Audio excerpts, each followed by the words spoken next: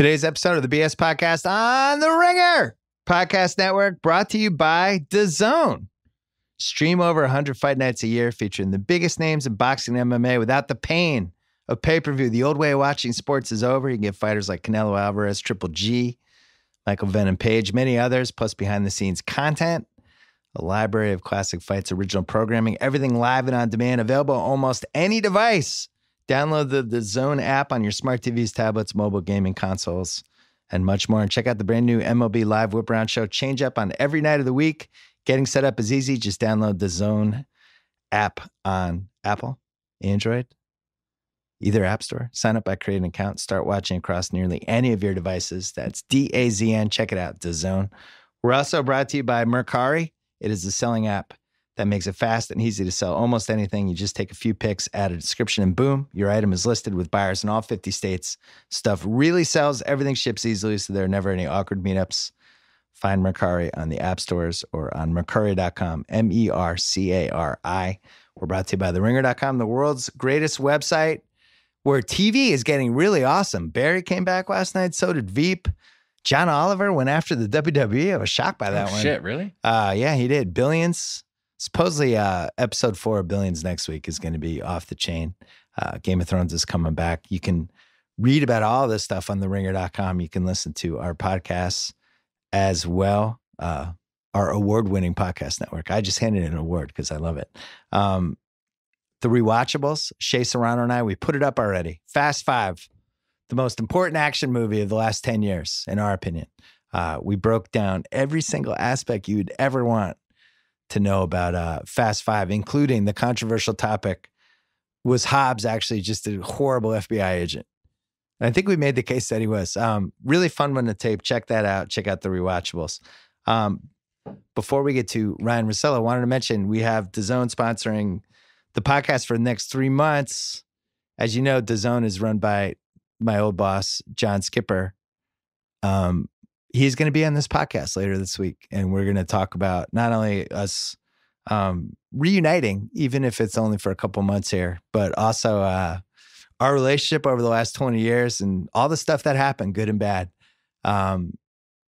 That's happening. It's gonna be on later this week. This is not an April Fool's, even though we did tape it today on April Fool's, which I thought was kind of fitting. So anyway, that is coming up later this week. And definitely one of the more interesting podcasts I've ever done. So stay tuned for that.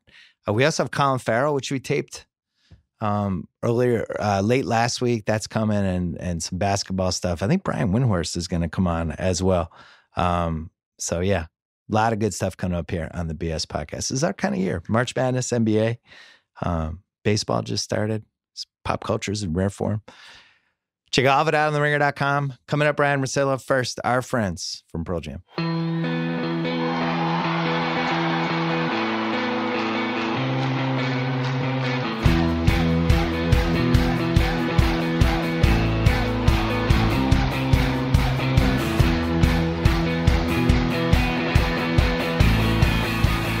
All right, taping this late Monday morning.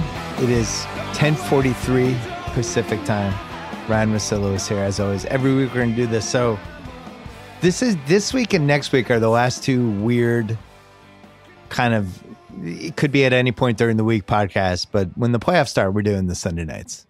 Sunday nights. I'm ready for Sunday nights. Okay. So the first playoff weekend, do they start one on a Saturday? Yeah, they start on a Saturday, or I guess we could do Monday morning, but it'll be consistently either Sunday night or early Monday morning. I think Sunday night will work. Yeah, Sunday night will work once you get into the meat of it. But that little gap there, remember we were talking about Ryan trying to get out of here for a couple of days? Oh, yeah. Yeah. Is that happening? Yeah, I'm not confirming where, though. Okay. Yeah. All right. Well, at some point we'll be. It's not in Europe, so Sundays I'll be back. Only. I'll be back. It feels like the regular season has never lasted longer. I'm starting to wonder about this product.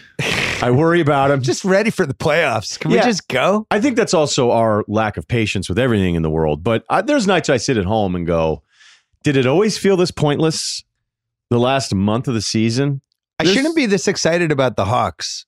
I watched that game. It's like any young team that is playing with some Did you watch that game yesterday? Yeah, the Trae Young game winner. Which one? Well, the one where two, right? Where it's basically a botched alley-oop that he has the wherewithal to drift toward the basket just in case.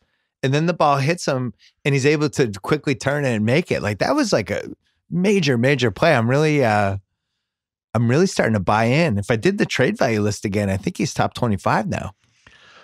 I still wouldn't trade Doncic for him. Yeah, no, I don't think he should. And it was a weird game for him because he was so bad shooting. He was 3 of 17 at one point. Yeah. And then at the end of regulation, watching that game, you could see his own team kind of didn't want to get the ball back to him in the last 4 or 5 offensive possessions. And he had one of those. And guys do this. The Auburn guard Brown did it too, where they want the ball back immediately and they get like super pouty. When they don't get the, and Trey started doing the pouty thing where you go, okay, you're out of high school. Like, I'm not going to freak out about this. But he has a chance. Like, first of all, he shattered through all the bummed out expectations. We've been over all this stuff before. But I actually think as bad as he was, it's a huge compliment. I know he had a huge assist numbers. Like he was actually getting freezed out a little bit in his own game, and then had the game winner in regulation before the Bucks hit their thing. It's also important to point out Giannis. They just decided, whatever, no big deal. It turned into the Sterling Brown game. But yeah, early West Coast AM Hawks games. I didn't know you guys had it this good. And the Kings, who are now playing for nothing, remain entertaining for me as well. And I wish, going back to that 7 versus 10, 8 versus 9 single game thing, it just would be fun to have the Kings somehow involved. I know we can't. But even if they did the 1 through 16 format and threw away the conferences, I would just rather have them in the playoffs than like 3 of the East teams. Well, no doubt. Like, do we need Miami and Charlotte and the Orlando? Pistons? Maybe. I don't need Orlando. The Pistons, you don't respect Orlando? Respect the Magic. I don't respect. No, you're right on the surface. I'm just anti like so much expansion for all of the playoff stuff. Like baseball, the wild card game. Yeah. Do you feel like if that was your favorite team and they lost the wild card game that you'd be like, well, at least we made the playoffs? Would you say that? All right. Well, that's okay. Like, I just don't want organizations to say we made the playoffs. If the rules were that you're in the 9-10 group, that's not an official playoff appearance. You can't make shirts. You can't have a coach that says, well, they made the playoffs for the last 5 years, when half of them were the play-in game. So I watch I just want you to know I watch every baseball wild card game, which enjoy them. Which speaks to my point. I enjoy them.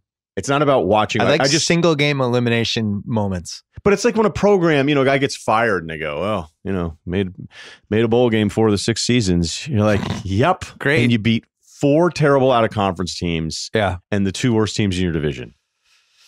Let's talk about college and March Madness, because Zion got knocked out yesterday. I miss him already. I can't believe he's not in my life. He'll probably show up at Summer League, right? Yeah, I could already see a load management issue there, though. Load management. He's almost for Summer too League? good for Summer League. I actually think that will be the hottest ticket in the history of Summer League. And we've said this before with a couple other rookies, but this is by far the hottest ticket. LeBron was in Summer League, but it was in Massachusetts. Where was that? Boston? UMass Boston. It was by the old Globe building, wasn't it? Hot ticket, by the way. Yeah. No, I went. 16 years ago. And then Lenny Cook was on the other side for the Celtics. We were hoping to get that LeBron-Lenny Cook matchup. Then that Lenny Cook doc references that. And then Lenny starts singing.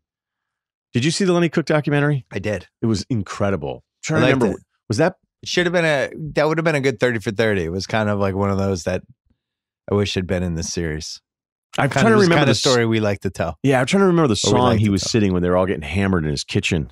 It was like Usher or Bobby Brown. I'm sorry if I'm getting that wrong. So Zion's out. Yep. Coach K. How upset are you? Coach K took a big hit. Our One Shining podcast crew really did a nice job of picking them apart. It just seemed like a rudderless team. Really strange when you have that much talent, and you could just tell really the whole season they just couldn't kind of figure out what they were and who should be what shooters should be out there. And defensively, like Titus was doing a whole thing about how they would just switch on every screen versus fighting through the screens and stuff like that, which I agreed with. It really did make me think Coach K this decade becomes the one and done guy. We don't think of Duke as the one and done school, but they're the one and done school. He kind of became what he despised. Lot here. Okay. Yeah. All right. First a lot of all, meat on this bone. The switching everything on defense, it actually worked though. Okay. Because everybody was so long and so athletic. Like defense was not the problem for this Duke team. They were an unprecedented, uncharacteristic non-shooting Duke team. No one can shoot on this team. Yeah. It's nuts. I mean, to think that he couldn't do 2019. anything. Right. Yeah, right. Like, you guys can't find a couple dudes to knock down shots. So despite the talent and wherever Reddish or RJ Barrett go after Zion, which could still be like Barrett 3, Reddish in the top 5 or 6. I mean, it could happen. How many times did you forget Reddish was on the floor this year?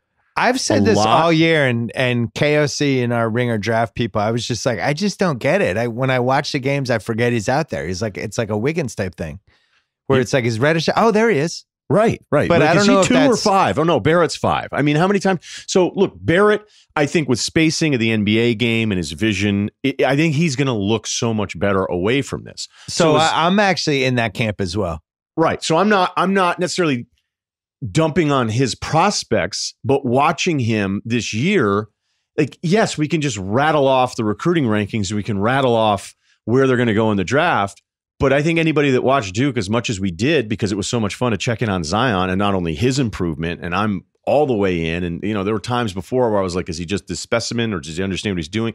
The passes off the doubles and some of the stuff I saw this past week, I'm like, God, I love this kid, his competitiveness, answers the bell, all those like cliche things. Really seems to care. There were games where, as great as Barrett and Reddish are supposed to be, I don't know. Like, I'm not saying K did a great job. I thought against North Carolina, especially when Zion was out, not in the ACC title game, I'm like, man, Roy is just working K right now. Like, Roy's team's way more prepared and decisive and knows what they're doing.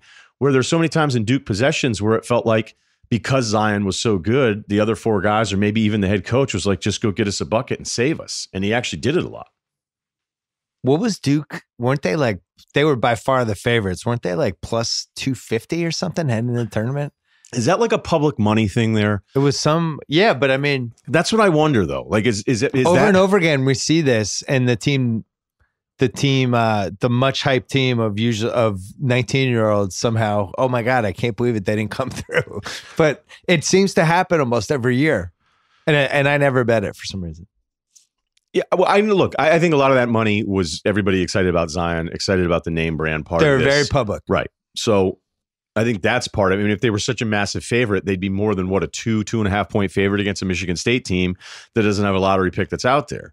Well, I think the taco game, I think, was the wake up. Like, yes, they really can't shoot. Like, wow, they almost lost to this team that had like a 7'6" guy and a couple of good athletes, and really probably should have lost the game. That tip-in should have gone in.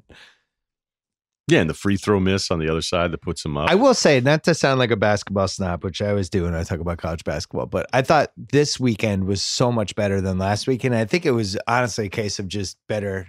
It's not rocket science. There's just better caliber teams. And the basketball was better. I actually enjoyed it. I enjoyed the games this weekend. That first 4 days is usually my favorite stretch. And after for those some 4 reason, days, it wasn't good this year. After those 4 days, I was like, what the hell did I just do? Yeah. Like, that kind of sucked. But everyone had said all year that college basketball is top heavy. And I do feel like it was top heavy. And once we got to this weekend that just passed, those games are good. I really enjoyed it. I love the Purdue kid having one of those classic old school pick up heat check things where he's not even that good of a dribbler. He's just a great shooter. And they just over and over again trying to free him up so he could take a 26-footer. Edwards. I loved it. It was so ridiculous, though, and I still think this is part of the Steph thing, is that Steph's influence on other basketball players is that, okay, you know what, I'm just going to pull up from 30 here. I mean, and Carson's hitting some of these shots, so you can't really fault him, but I don't know long-term, and Purdue still almost won this thing. I mean, they get the bank shot, and you're like, is this really going to happen here? Like, what do you do if you're one of these Virginia kids going, like, these are good shots? That was a brutal loss. Because you get the free throw miss, you have the back tap, which nobody does with 5 seconds left ever, but somehow that works. And then just everything falls apart and they somehow leave somebody open from 10 feet. But that was such a mad scramble. It was almost like watching on the kickoff return when people start lateraling it around and the defense isn't ready for it.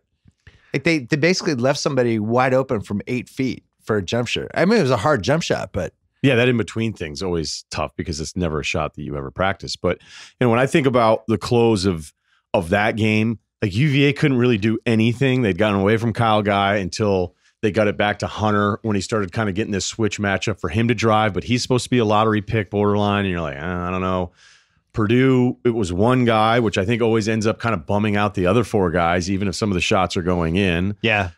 Texas Tech, I mean, even back to the Gonzaga game, you've got, one definite NBA player for Gonzaga, but no one could ever figure out in Gonzaga, like, hey, guess what? When you stop with the ball in your hands, Texas Tech knocks it away from you. It's going to happen. You have to be quicker. You have to process this stuff quicker. This is like a theme here. Kentucky, it basically was PJ Washington, bail us out, figure out something here. And Auburn had a second guard instead of just Bryce Brown. I got to tell you, it's just a reminder of everybody that shits on all these college teams and college coaches, and they'll say, oh, they don't run anything, or these guys are all stupid, or look at the kids freak out. I think the coaches freak out a little bit. So if I can point to 8, maybe 10 games in the last 4 days where it looked like no one was running anything and everything was a mess, is that because they're all stupid, or that we're forgetting that 95% of them are never going to sniff a paycheck in this sport, meaning the kids, and that it's a lot easier to play hard defense than it is to have these crisp cutting, like you throw in an NBA game later that night and you go, my God, the gap is so evident here between what these two versions of basketball are. I just thought it was something I kept thinking about because these are great coaches. We have this great group of 4 coaches in this Final Four, and there's 2-3 minute stretches where you're watching going, why can't you guys get a good look? And so many teams can't. I thought this last week when we were talking about Murray State a little, how, pretty good team, but that was a big moment for them. And Morant showed up and nobody else played well. And it was like, all right, why did that happen? Well, the game is on primetime on a Saturday, basically. Hartford. I mean, you freak whenever you go to Hartford. The bright lights of Hartford, Connecticut. But yeah, these guys are 18, 19, 20. I mean, the most famous fuck up probably in the history of college basketball, C-Webb calling the timeout. But if you watch that whole sequence, he gets the rebound. He takes 4 steps. He travels. Right. Like he's already panicking. Yeah. And then panics the second time. And it's just like, that's a big stage when you're 18, 19 years old. Have you seen the Weber thing where when he's asked about it, was it a 30 for 30? Mm-hmm. Where it makes me like Weber in this spot where he basically saying, hey, someone on the fucking bench was yelling timeout. And they go back and you look at it. And I think there's like one coach that jumps out that's going timeout, timeout. Yeah. So it's Weber being like, I've gotten shit on here for a few decades. Not everybody was on the same page. Let's just say that. But it's a recurring theme in sports too, where you always hear like, we told them in the timeout, we have no timeouts left. Or we told them we have 1 timeout. But then when you get out there, you just forget. That's why I've always been, I think quarterback's the hardest job of all the positions in all the sports. The wherewithal you have to have and how locked in you have to be when you're in like the fucking AFC title game, in Kansas City, and it's 18 degrees outside. The crowd's loud.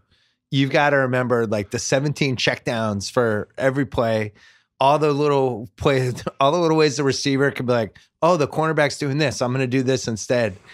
To be able to process all of that, what's harder doing that or like driving a fighter jet? No, well, actually, I don't know. Like being Maverick in Top Gun, is that harder? The way fighter jets are today, they basically fly themselves.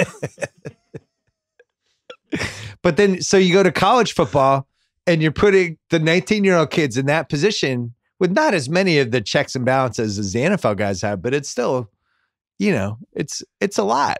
It almost makes me harder to be like, okay, yes, this coach absolutely sucks. Like you don't hear me say that much because I think it's hard for us to really know unless you've played at a high level or you've coached at a high level. And then even then, when other coaches are talking about, like college basketball coaches don't ever call out anybody. Like that's they're all at each other's banquets and they literally are the most protective people. Like, and when these guys big time guys gets fired, then the college basketball world like, oh, his assistants let him down. Just go. Yeah, it seems like Coach K and Boeheim like secretly hate each other, but are very friendly. Yeah, but I mean, but they're still competing for this. Although I guess it's over because Boeheim lost some wins. Vitale's asking for Pitino to get the fucking UCLA job. Okay, so that'd be amazing. Like, right? Yes, it would be interesting, but it'd like be during an incredible ACC game. Like, and by the way, Rick Pitino, you gotta hire him out there. And you're like, what? So whenever I think about like everything you just did with the quarterback breakdown, another thing that's very common is you just go, oh, all these GMs suck. They suck at picking quarterbacks. No, what you just described is impossible to try to figure out the kid leaving college if he can do those things.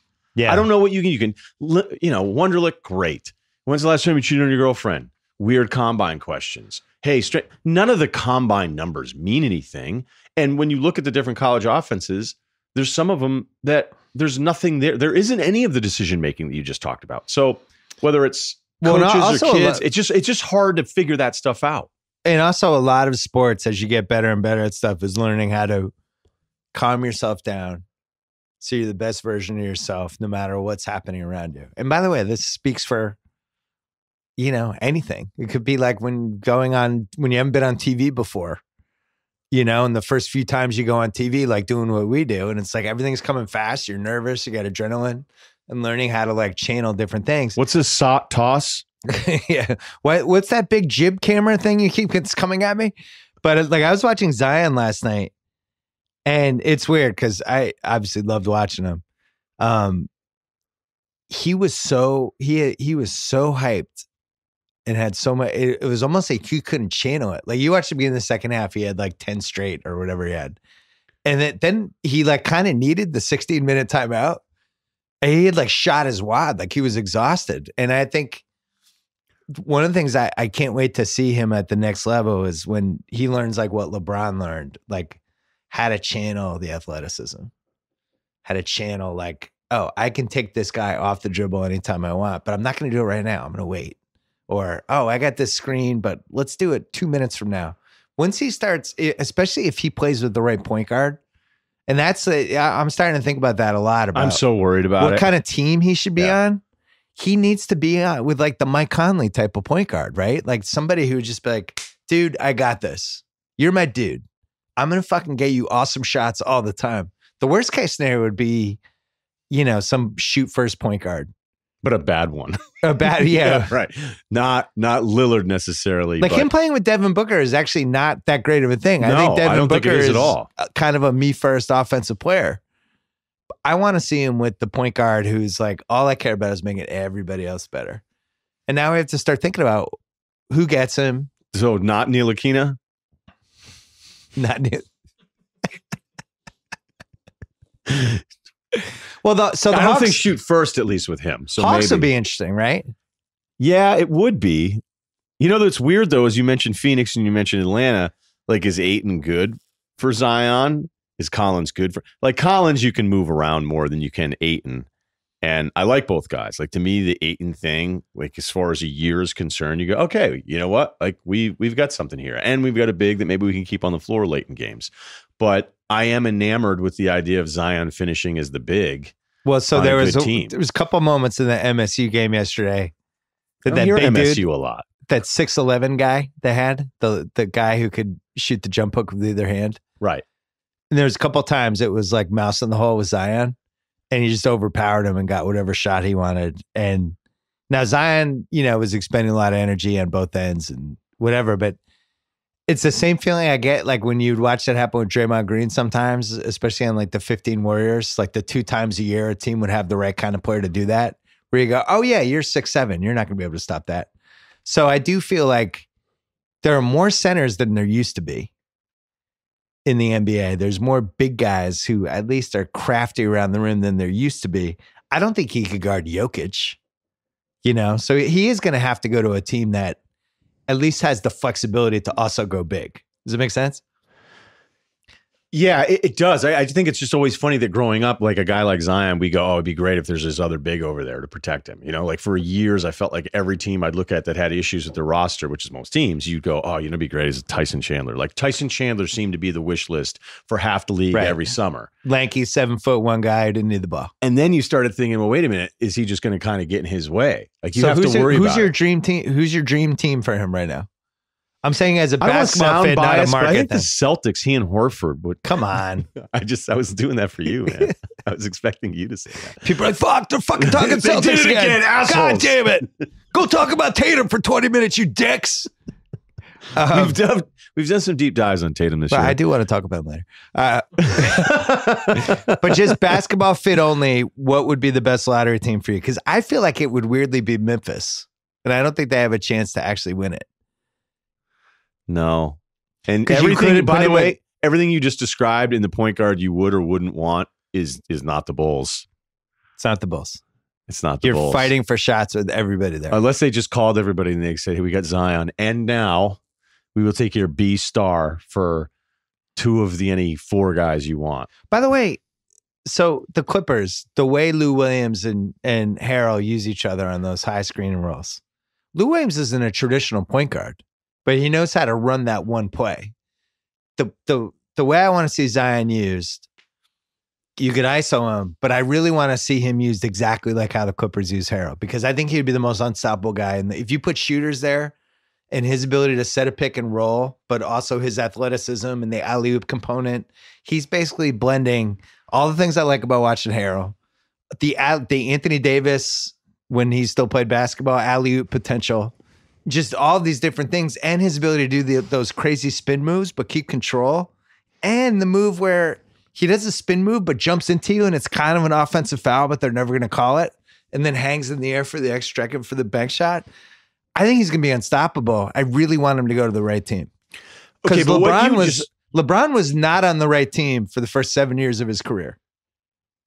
And we don't think of it that way, but if you look at the teams he was on, he was never on the right team. Yeah, but if we're going to do the LeBron thing, all of this talk about like what's the perfect fit or how should you play, LeBron's ultimately always going to do what he wants to do, and he's going to stop the ball, he's going to dissect you visually, and then he's going to go ahead and make that move. But is he like that because of the experiences he had from 18 to 25?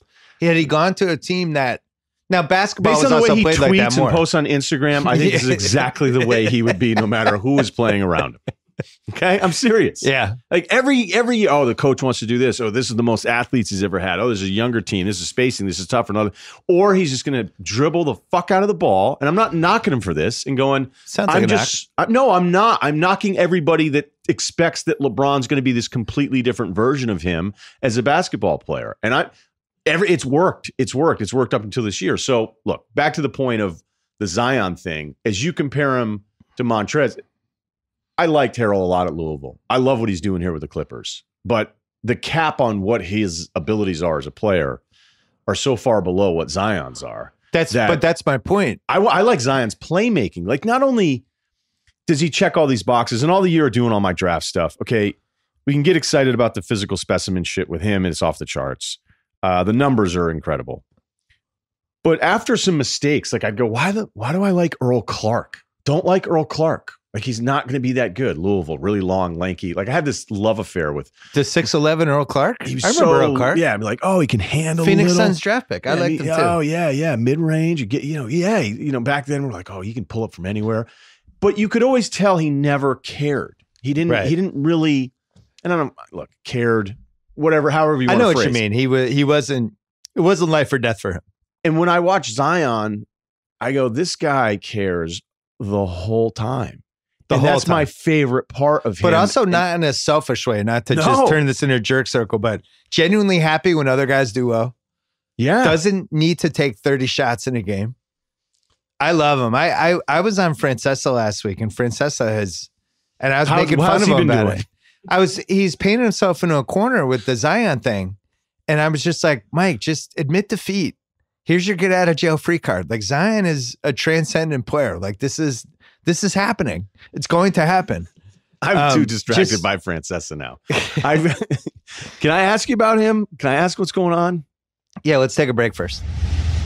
Let's take a break to talk about ZipRecruiter. The best teams start with great talent, like the Simmons Russillo podcast that we still have a name that we'll probably never name. Great talent came together. We've known each other since way back in our Boston days. And now we're here. No one knows the importance of talents more than ZipRecruiter. They deliver qualified candidates fast. Here's how. ZipRecruiter's powerful technology scans thousands of resumes to find people with the right experience for your job. But the tech doesn't stop there. It even learns what kind of candidates you like and invites more to apply. So effective. 80% of employers who post on ZipRecruiter get a quality candidate through the site in just one day. My listeners can try it for free. Just go to ZipRecruiter.com/BS. ZipRecruiter.com/BS ZipRecruiter. As always, the smartest way to hire. All right, what were you going to ask about Francesa? I, like you, grew up on it. Yeah. He and the dog. That was the iconic radio duo that was for it. sports. Right. Yeah. It was incredible. And now it seems like everyone hates him. And I can't tell if it's just the natural course of events or if he's just whiffing on stuff, but being incredibly arrogant about it in the process. I don't know him. I've never met him. I haven't listened to the show enough. I haven't seen any of the clips floating around. No, I've seen some of the clips. What's going on? I don't know. Maybe he's having a late life, whatever. What about the tweet the other day where he's like, I've had it, the lies, I'm going to make an announcement, and then there was no follow-up. I don't know what to tell you. Am I putting you in a tough spot here? No, I don't understand. Like the Zion thing, we had a great argument about it, but I was kind of in disbelief because to me, this one's like as clear as day. There's no debate about this. There's no question Zion's going to be like an unbelievable NBA basketball player. So we ended up making a bet. We did, will Zion make first team All-NBA in the first 5 years of his career? That's lofty. I mean, you got to be. It's lofty, but it's not lofty because if you go and you look at like the best 20 guys ever, pretty much all of them made first team All-NBA within the first 5 years. You're just going down the line. It's like Is Chris Bosh on that list? Chris Bosh, I don't think did it. No. Jason Tatum, he hasn't done it yet either. You go through the lottery picks: Knicks, Suns, Cavs, Bulls, Hawks. Dallas would be weird. Memphis, New Orleans, and then the worst case scenario is Washington. Let's make sure Washington doesn't happen. It's like, hey, good news. John Wall's rehab's going great. And we re-signed Dwight Howard. Dwight's back. Do your Dwight Howard thing. Yeah, so when Jokic got thrown out of the game the other night, the Nuggets lost to the Wizards, and there's some Nuggets talk. We can talk about them struggling here. I can't wait for the Tuesday game against the Warriors. But Howard's on the bench. And I'm like, oh, Dwight. Look at Dwight. Superman. He's back. And he's doing this big, like, Dwight's like, I can't wait. I'm going to do all these jokes and make fun of Jokic and point to the tunnel and laugh and yuck it up over here on the bench. Well, Jokic is arguably all first team NBA. All NBA first team. One of the strangest and least self-aware basketball superstars we've ever had. In his career, he's the least self-aware person. So the 2012 Olympic team, which he was not on, and he had back issues at that point, but it was when he was getting traded to the Lakers. And I had always heard that everybody was so frustrated and annoyed by him in 2008 when they had the Olympics that year, that guys were like, is Dwight going to play? Because if he's playing, I'm not going to play. It was like that. It was that bad. And because I was in London for the Olympics and talking to a lot of people around the team, and everybody's like, they're so relieved. We don't even care if we have a center. Nobody wanted to deal with him again. I was like, is he that bad? Like, is he like a bad guy? I'm like, no, he's just annoying. Just an annoying guy. Just not fun to play with. Like, just couldn't fit him into the team concept. Like, so that always stuck in my head. And this was like coming off. Like some people thought he was the 2011 MVP. Remember that? I remember Zach voted for him that year when Derrick Rose won. The year later he got traded, but he'd ripped off this stretch where he was by far the most important center in the league for like 7 straight years. And now his career is going to end soon. And I just feel like, what do you play? It's finish your thought because I'm queuing up right now. We don't need the audio of it, but his career's going to end soon. He is unequivocally a Hall of Famer. Shouldn't be. He's going to make it. No, he's going to, but he's not. Like that's where we should just go. I actually think he might be a Hall of Famer, and I'm in the camp of don't put people in the Hall of Fame who don't deserve it. But you could say he was the best center in the league for like 7 years. He made the finals. He was a 2015 guy basically for a pretty long stretch. You could make the case he was the MVP in 2011.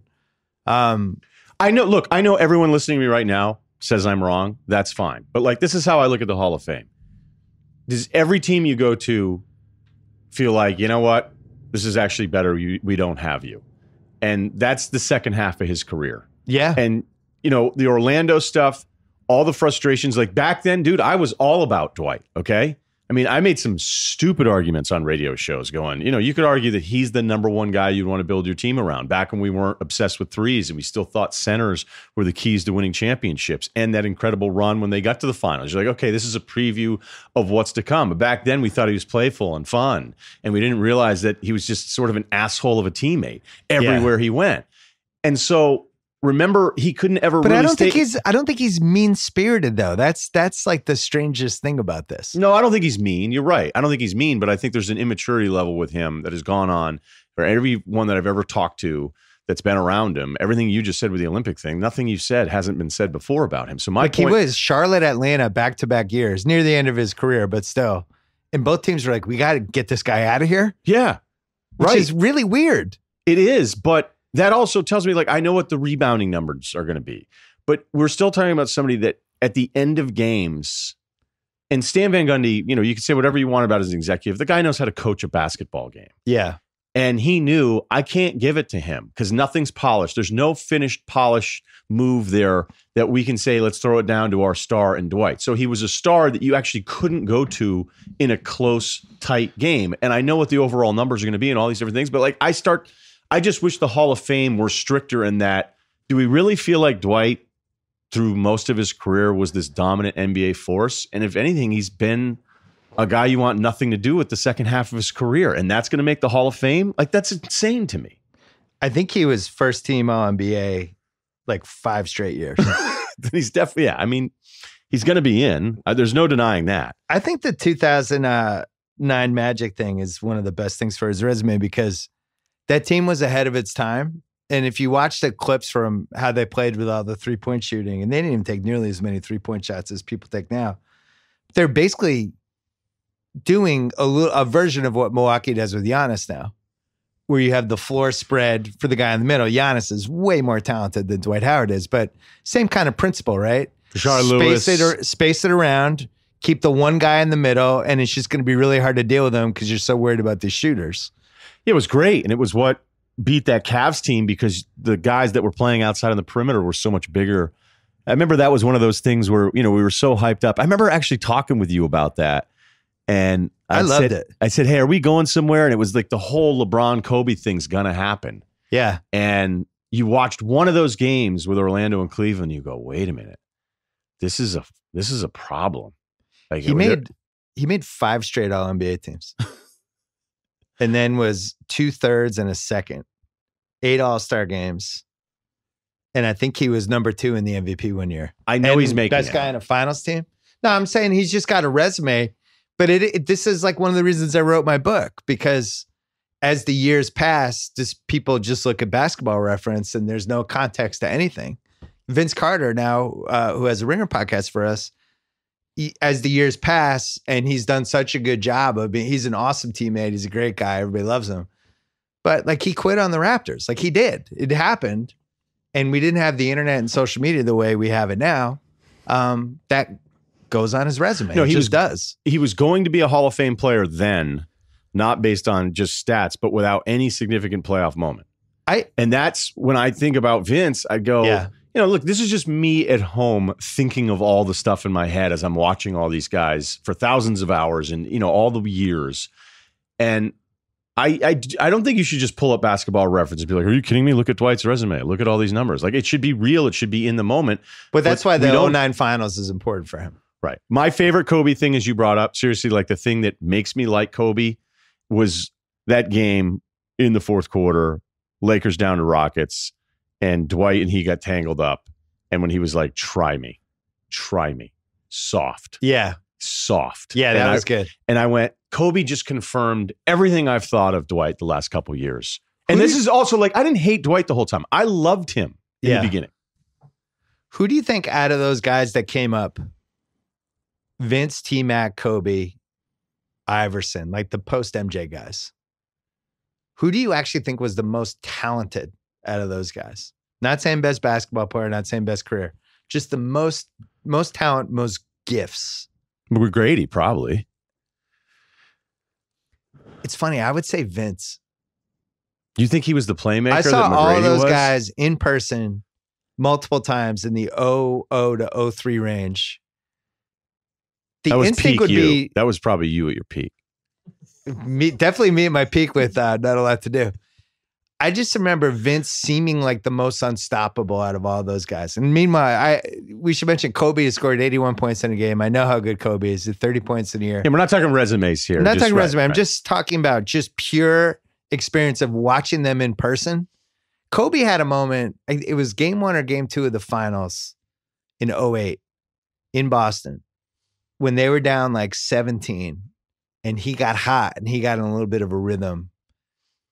And everybody was kind of like, holy shit. And that was one of the few times I really did see the Jordan parallels, even though I think Jordan was better. Vince, just his natural gifts, like ridiculous 25-footers. He was above the rim, spin moves. Like it just seemed like he had the most, kind of the most everything out of all those guys. But I'm willing to hear any other examples. The Vince thing at the beginning was incredible. It was like, holy shit. We were like, oh my God, this is Jordan again. Great. Right. And, even though as Boston guys, you're like, look, I can't believe the team got Pierce. But you're sitting there and you're watching. If anybody had ever said at the beginning of this, like, hey, guess what? Pierce is going to have the better career. You would not have thought that going to the games. Not a chance. So Vince became this, in this post-Jordan malaise that was so stupid every single year, thinking there was this other guy. It felt like Vince was actually going to be the guy.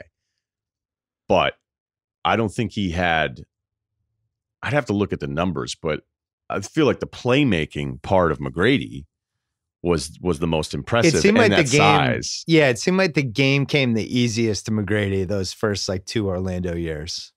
I remember I wrote a piece about him for Grantland. One of those years where he was like 32 a game.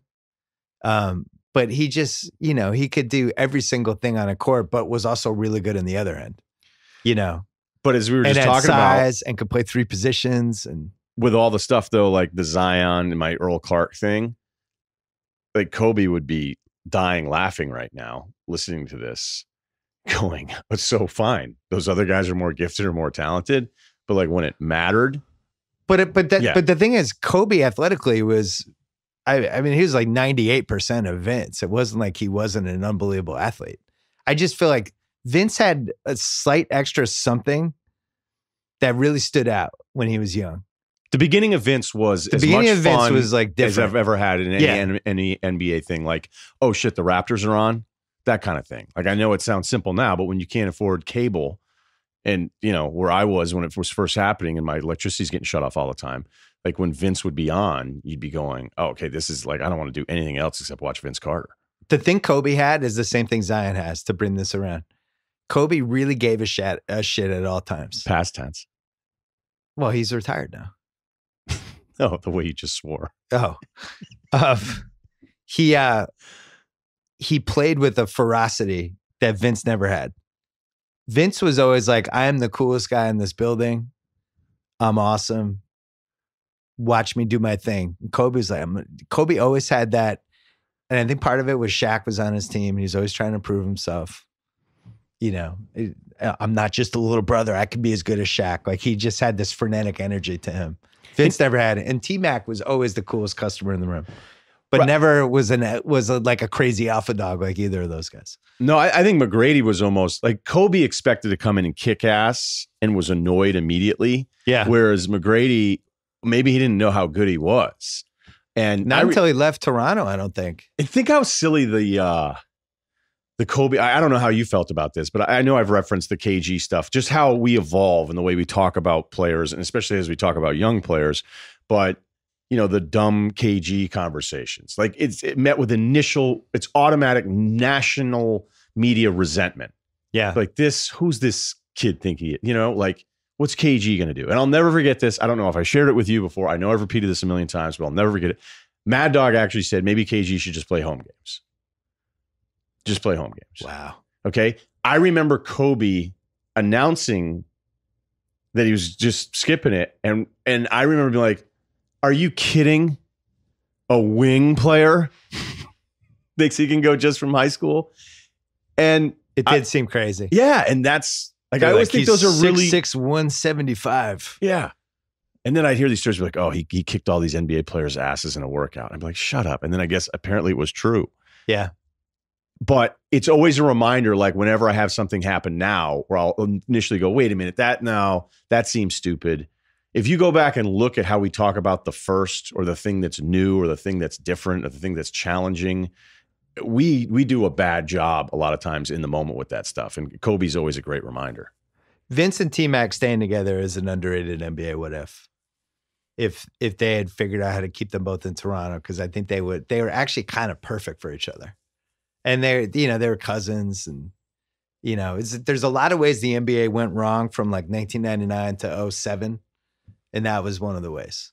Like splitting those guys up, they each have their own team, disaster. Hey, we're finally going to do the thing that we've teased for 2 weeks, the Zion topic. People thought this was a fake topic, that we don't actually have a gimmick for this, but we do. And the question is this, based on my old trade value column: who'd you trade? Who'd you not trade for Zion? If I put Zion in the trade value list right now, the rights to Zion Williamson, not even Zion Williamson, the rights to Zion Williamson, where would he go? I have him 7th. Meaning I wouldn't trade him for everybody in the league right now but 6 guys. Here are the 6 guys. I'm surprised you have that many. I thought this was going to be like one of the crazier things that you had put together. Well, but you think about with a trade, you also have to look at it from the other team's perspective. No, I understand. So right. They also have to be like, the whole trade value game comes to, I call you and I say, I want this. Are you more or less likely to be intrigued by my offer, and then vice versa? So if you come to me and you say, hey, I'll give you Van Pelt for Dan Patrick, and I hang up right away. Contract. Right. But if we're like, oh, let's talk now the value is somewhere even. If I'm hanging up, I'm like, fuck you, I'm not doing that. So okay, can I try to guess the 6 then? Yeah. Is that the best way to do this? Let's do it. Okay, Giannis. Yep.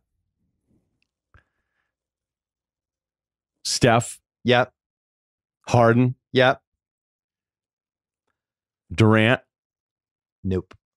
Wait a minute. Are we talking about? I think the Warriors would not only do that, but throw in draft picks, because they think he's leaving anyway. They could turn him into Zion. They do that today. Embiid, yes. Don't tell me Doncic is on that list. He fucking is. No way. Yes. So you still have Doncic ahead of Zion. This is tough for you. Only for this reason. I think he's so embedded in Dallas already, and they're so all in on that dude. I don't see them upgrading to Zion. Now, maybe I'm wrong. Haral Bob's there. Haral Bob's cutthroat. But I just think Luka, they're not trading him for a college guy. Okay, so then if you're doing the Durant, because the other one is Jokic, is 6th. I think for what he means to Denver, the fact that they're genuinely succeeding with him and how great he's been, those would be my 6 in this order: Giannis 1, Curry 2, Harden 3, Doncic 4, Jokic 5, Embiid 6. And I think the way the relationship between Philly and Embiid and the fans and what he means there, I actually think he's untradeable. I mean, I'm sure they would trade him for Giannis if Giannis was on the table, but I don't even think they'd consider anybody else. Well, the fact that this health thing, where I couldn't believe, if you just go, yeah, usually if you play 30 games total of the first 3 years you're available, like how many happy endings? It's going to go badly. Yeah, right. Like, oh yeah, that'll work out and he'll be awesome. And I was wrong, because I remember calling around teams being like, how would you be freaked out about this? And some were like, no. And others were going, yeah, absolutely. And then they even did some weird language in the contract. But if you really dug into that Embiid contract, it was going to be like something devastatingly different was going to have to happen for him to not get the money. Yeah. And yet I was still worried about it, even though I loved him as a player. And I ended up being totally wrong about, like, if you're Philly, do you even look to see what's out there for him? Because he just wasn't playing much. And just so everybody listen to this, I kind of initially looked at it as if you just threw Zion into a pool of players with everybody else in the NBA, you would draft more players ahead of him. Yeah, you would probably draft Durant ahead of him still. Yes. Maybe Lillard. Davis, I think we get drafted out of him. Yeah, even though only a 4-year age, 5-year age difference, or whatever. I know Davis is still so young. Maybe Towns, maybe. I know, but let's say Chicago gets the number 1 pick. Yeah, and they call Minnesota. They take RJ Barrett. They call Minnesota and they say, "We'll give you the number 1 pick for Towns." I think Minnesota, in 100 times out of 100, says yes, because the Zion contract will be $8 million, $9 million, $10 million, $11 million, something like that. Towns is making like, what's he making here? Well, he signed a new extension. Yeah, he's going into the extension mode. 26, 27, 28. So you're basically getting the second player with the cap space, I think, is part of this. Then you're talking about the new car smell of Zion when you get him on your team. So, man, it's nice and fresh. I think here. Even though the rookie contract stuff is so valuable, I think sometimes it can be like a little overrated, where everybody be like, "Oh, Zion, but it's on the rookie deal. It's on the rookie deal." And you're like, "Yeah, but you're still going to have to pay 90% of the floor anyway with all this stuff. So who's the other guy that you're getting with the savings of the guy that you're moving out?" And then Durant the marketing part of it. Right. Durant right now, if we had some stupid thing where everybody were available this summer and you could make a phone call. Durant probably goes ahead of him. Right. Okay. So I thought it was important to kind of point that out a little bit. I heard your boy Will Kane driving home the other day talking about Durant. He had this nice like hard take on Durant that I enjoyed, where Will's not afraid. Like, he's like, he'll slice you up. Durant is the best player in the league, and here's why. And he did this 8-minute case. I kind of liked it. Basically, his case was, out of all the guys in the league, Durant's the only one who could be the best player on his own team, like his own situation where he's just the guy, 50 wins, but also somebody who has now proven he can play with all these other assets and also fit into that. And he's like, LeBron's never done that. James Harden couldn't do it. James Harden has to succeed, but it's got to be on his terms. I was like, this is a great take. I'm in on this take. I don't know if I agree with it, but I like it. Do you want me to get you Will Kane? No. I just shout out to that take. But I do think that's an underrated Durant talking about like his place in history. Because Bird was like this too, right? Bird, throw him on any team. He'd be like, "Oh, we have enough shooting. I'll just get rebounds." Or, "Oh, we need a playmaker. I'll just hook dudes up." Durant can kind of fit into whatever is going on. I think that's an underrated trait. I had the weirdest Larry Bird dream last night. Oh, Jesus.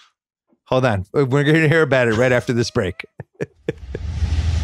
Let's take a break to talk about Simply Safe. Nothing is better than going to the game with the family once you've settled in your seats. Thoughts of home can get a little distracting. Did you remember to lock the front door or shut that window in the back that you forgot about? You should never have to worry about break-ins.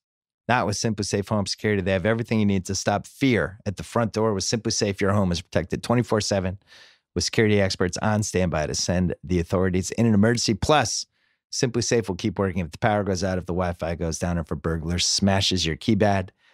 So you know your home is secure always. And I'm not the only guy who thinks it's smart. Simply Safe is the top choice security system for CNET, PC Mag, and more than 3 million people. Try Simply Safe. See how good it feels to fear less.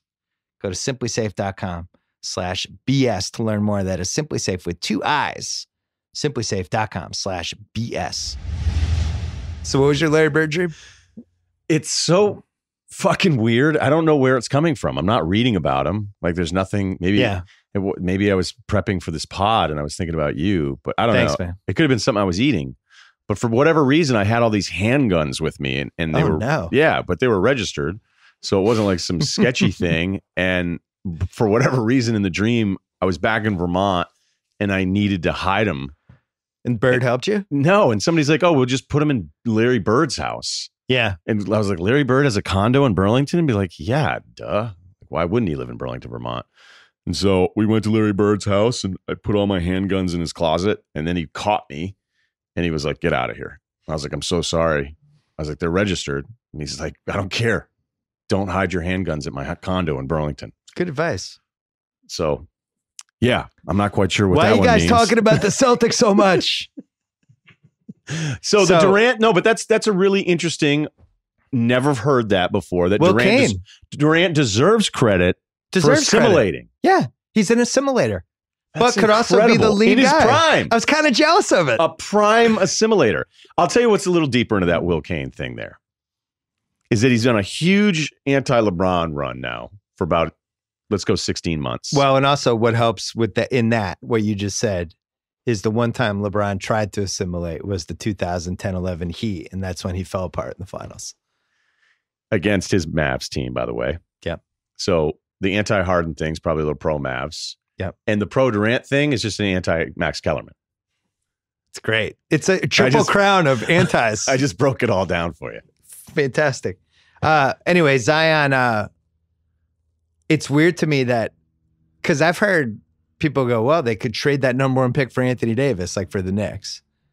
I think that's insane. I would much rather have Zion than Anthony Davis, because now here's where the rookie scale does matter, because I need money to pay for other people. For that one with the Knicks, I would rather have Zion at 8 than Anthony Davis at 28. Sorry. Plus, I have no idea if Anthony Davis is going to be healthy. Do we know he can play 100 games in a season? Because we haven't seen it yet. He might be able to. I don't know.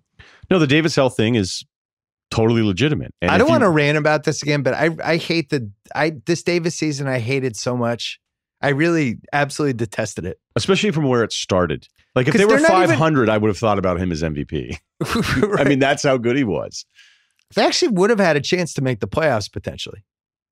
The whole thing's a mess. It sucks. I'm with you. It bums me out. We're not talking about that. Let's talk quickly. We have some Tom Brady? Playoff April Fool's matchups joke? right now. No, I have a bunch of good stuff left here. Okay. Playoff matchups right now. Bucks Heat. The Bucks still losing, guys. Yeah, are you coming around a little bit on maybe the Celtics? No, maybe not great to play the Heat if you're the depleted Bucks. Not that one, no. Okay. But it is. This is that Celtics the Heat are thing. Stinky. No, that's that stuff. Like this Pacers thing fell apart predictably. Maybe we're getting ahead of ourselves here a little bit. But I'll save it. That's your 4 or 5. Right. Bucks Heat 1-8. Raptors Nets is your 2-7. Sixers Pistons is your 3-6. Kawhi's missing a game. Personal. They changed it from load management. Yeah, what's going on with that? What is personal? Can you get a personal day in the NBA now? He's like, That'd be amazing. He's like, look, guys, I haven't seen Us yet, and there's a 7:30 screening tonight. I'm gonna have to skip today's game. We'll call it sick. Celtics Pacers is your 4 or 5, coming off a dramatic Celtics win on Friday night. Wanamaker forever. Woo. So that's your East, and then the West. I'm gonna give you the 1-8 last. Denver Spurs is your 2-7. A lot of ball movement. A lot of mutual respect with Mike Malone and Greg Popovich. Where are you with the Nuggets right now? I can't wait for the game against Golden State because I think it's going to tell me a lot. Yeah, I'm not anywhere yet. Houston Clips is your 3-6, which has a lot of, I used to play on that team and now I'm on this team. I miss when everyone hated the Clippers. Every team hated the Clippers. Global. Yeah. Portland Jazz is your 4-5. Everyone wants to play Portland now because of this Nurkic thing. I actually think they're a little underrated now. Yeah, the Nurkic is really good, but it's not like I'm not crossing Portland off because Nurkic broke his leg in 7 places. No, because there's other nights they have like 7 other big guys in their bench. Yeah. It's not a disaster. I was pissed they didn't get Henry Ellenson. Like, why are you guys? You can't get. What are you doing? Like, can you call the Spurs about Jakob Poeltl? So no, they just stockpiling massive white human beings. I'm with you on the Portland thing. Like, just. Yeah, you shouldn't be writing them off here. But Utah, with that schedule, we thought they'd start putting together. They're 9 of the last 10. So, and then our 1-8 right now might change, but boy, would this be fun. Warriors Thunder. Okay, we got to talk Thunder. Holy mackerel. Well, I'll just start here. Chris Vernon and KOC do a very good podcast for us on the Ringer NBA show on Tuesday. OKC blew one of the most reprehensible games of the season to the Grizzlies on, I think, last Monday, so a week ago. The Grizzlies were resting absolutely everybody in the team. I watch all the Grizzlies game now because the Celtics have their pick, and I'm rooting for it to stay in the bottom 8, so it rolls over next year. OKC loses. It's clear that Paul George, there's something wrong. Verno, who was behind the scenes before the game, said they were working on Paul George's shoulder underneath the stadium for like a long time just to get him ready to play in the game. And there's been all kinds of rumors about what's wrong with him. And does he have a torn rotator cuff? Does he have a strained rotator cuff? What's going on? But he's just not healthy. Adams looks like he's not 100% healthy. There's a lot of Schroeder, just a lot. Like in these games, like all of a sudden he's prominently involved in crunch time stuff. And I don't know what the F's going on with them. And yet I wouldn't totally want to play them in the playoffs. So we have both spent a good chunk this season talking about the Thunder. The upside of the Thunder. The upside of the Thunder, and that from a mentality standpoint, like there'd just be this emotional stuff that I think would be good for them. It might be the one team emotionally that could affect Golden State. Yeah. All right. Because now that could also be the worst thing for them too. Adams has always been a problem. Right. Westbrook is really physical for Curry, et cetera, et cetera. So the Thunder Durant going home. 6-13 in their last 19 games. That's brutal. I mean, And that's since we started talking about that, they've been horrible. That 6-13 is. I mean, usually, like we would talk about, like there are a couple Celtic seasons during the KG era where they were like 20-20 in their last 40. And it's like, oh, that's alarming. 6-13 is like red flags. Right. Okay. So there's one part of that. There's 13-19 games heading in the playoffs. Like that's a disaster. And everybody's healthy. And the weird thing is too, is that in there, I go, all right, well, everybody's available, I should say, not healthy.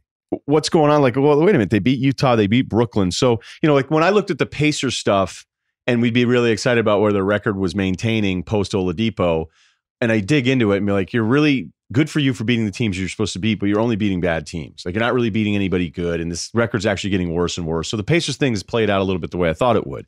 With the Thunder, even with Georgia trying to figure out if he's hurt, he's still 40% from the floor, which isn't great, but he's 35% on 10 threes a game. He's taking 10 a game.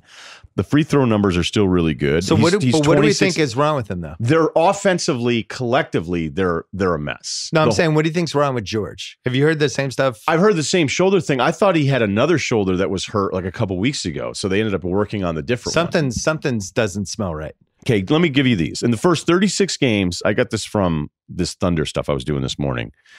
They had the 10th worst offensive rating, but we knew they were awesome on defense, okay? But they also were the worst three-point shooting percentage team in the league at like 32%. And they also were terrible from the free throw line, okay? Throughout all that, they were 23-13. In the 21 games from January 1st to the All-Star break, the offense was 7th overall, second best from three. So they were a completely opposite team offensively and from three. But that three isn't realistic. That just sounds like a hot streak. No, and that's when we started doing the Westbrook fixes jumper thing. Yeah. When I never did that. For a high usage guy like Westbrook to shoot it as poorly he did, it would be illegal in the 29 other NBA cities. Yeah. But I get it. Thunder fans, you had to hear for 2 years that Westbrook was leaving, that he liked fashion. Look at his funky sweatshirts. He's definitely going to move to LA because he likes sweatshirts, and he stayed. So I get why you rep your guy. He's not angry. He's intense. No, you guys are wrong. Since the All-Star break, they're right back to being a team that still had a winning record with these terrible shooting numbers to now a team that is the second worst offensive rating in the NBA. Oof. A league worst 42% from the floor, 33% from three, and they can't hit free throws again. So there you go. Well, in the free throw thing, I always look for this with the free throws because it's amazing how that pops up. The shitty free throw shooting team versus, I always call them the coolers, the teams that have like the Ray Allen in the last minute. Like it's like, if we're up 3 and you foul us, we're winning. That's it. The game's over. OKC is the opposite of that. They do not have the coolers. No, and they lost to the Mavs at home. No Doncic. The Memphis loss, that was the Bruno 2 years away from being 2 years away game. And he had the 24-10, but like they lost to a bunch of dudes who weren't even playing 4 months ago. No, that Memphis roster consistently is one of my favorite things to watch every night. So back to the Thunder, like as a whole, I don't feel wrong or stupid for looking at them and collectively saying, that might be the team that could just match what the Warriors are. When I think of some of the smartest stuff you've ever said, one of my favorite things you said about Melo. I appreciate the compliment already. But you were right about this. I hadn't heard anybody else say it. And it was the best way to explain Melo. Because, for all the, as much as everybody loves shitting on Melo, and it's deserved at the end of this, he actually had some really productive years there. Yeah, he's really good. You said about Melo, when he goes up against LeBron or Chris Paul or these other guys, like he just sees himself. He sees himself. Sees his peers. Yeah. So that's a positive for him if that happens, the problem is he never really got far enough in the playoffs. Like, he wasn't ever going to go, oh my gosh, I'm going up against these guys. Like, no, this is the neighborhood I live in. The problem is, as a player, he's compared to those guys, and he was never those guys. Yeah. That's what I thought was the positive about OKC, is that they weren't going to look at Golden State going, oh shit, like, how are we going to do this? They were going to appreciate the chance to take them down. But they're playing so poorly. Like, this thing's a 5-gamer. Like, I don't know how I can talk myself back into them right now. It's funny because I like the Schroeder trade, and I thought Atlanta was stupid for doing it. And I still don't understand the wisdom of trading for a $28 million contract, just to like take that kind of hit versus like Schroeder, who's somebody who could be in a playoff series. I just think they wanted him away from Trae Young. It seems like it. But bad Schroeder could actually also shoot you out of a playoff series. And we've had bad Schroeder now for 6 weeks. And when I watch him, he's just too involved. You know? Yeah, it was fun when he was hitting shots. It was going to lessen the burden, and Westbrook was going to play off of him. You know, to me, basketball guys are the same as people. You know, the people never change. Like, what are you like in relationships? What are you like as with your friends? Like, basketball is the same exact thing. Well, it's like I've been rewatching Thrones, and season 2, there's this whole thing with Jon Snow. They pick up that Wilding lady, and just long scenes with them walking in the wilderness. I liked her a lot. And it's kind of the Dennis Schroeder of that season 2, where it's just like, all right, we get it. By the way, in reality, we get it. They're walking in the wilderness. If you were like a horde of half-man beasts running around in the cold, right, and there was like a 7 and this rando like from 25. Right. Yeah, I feel like a 25 out of 10. In reality, Jon Snow would have been barbecued that afternoon. just looking at it.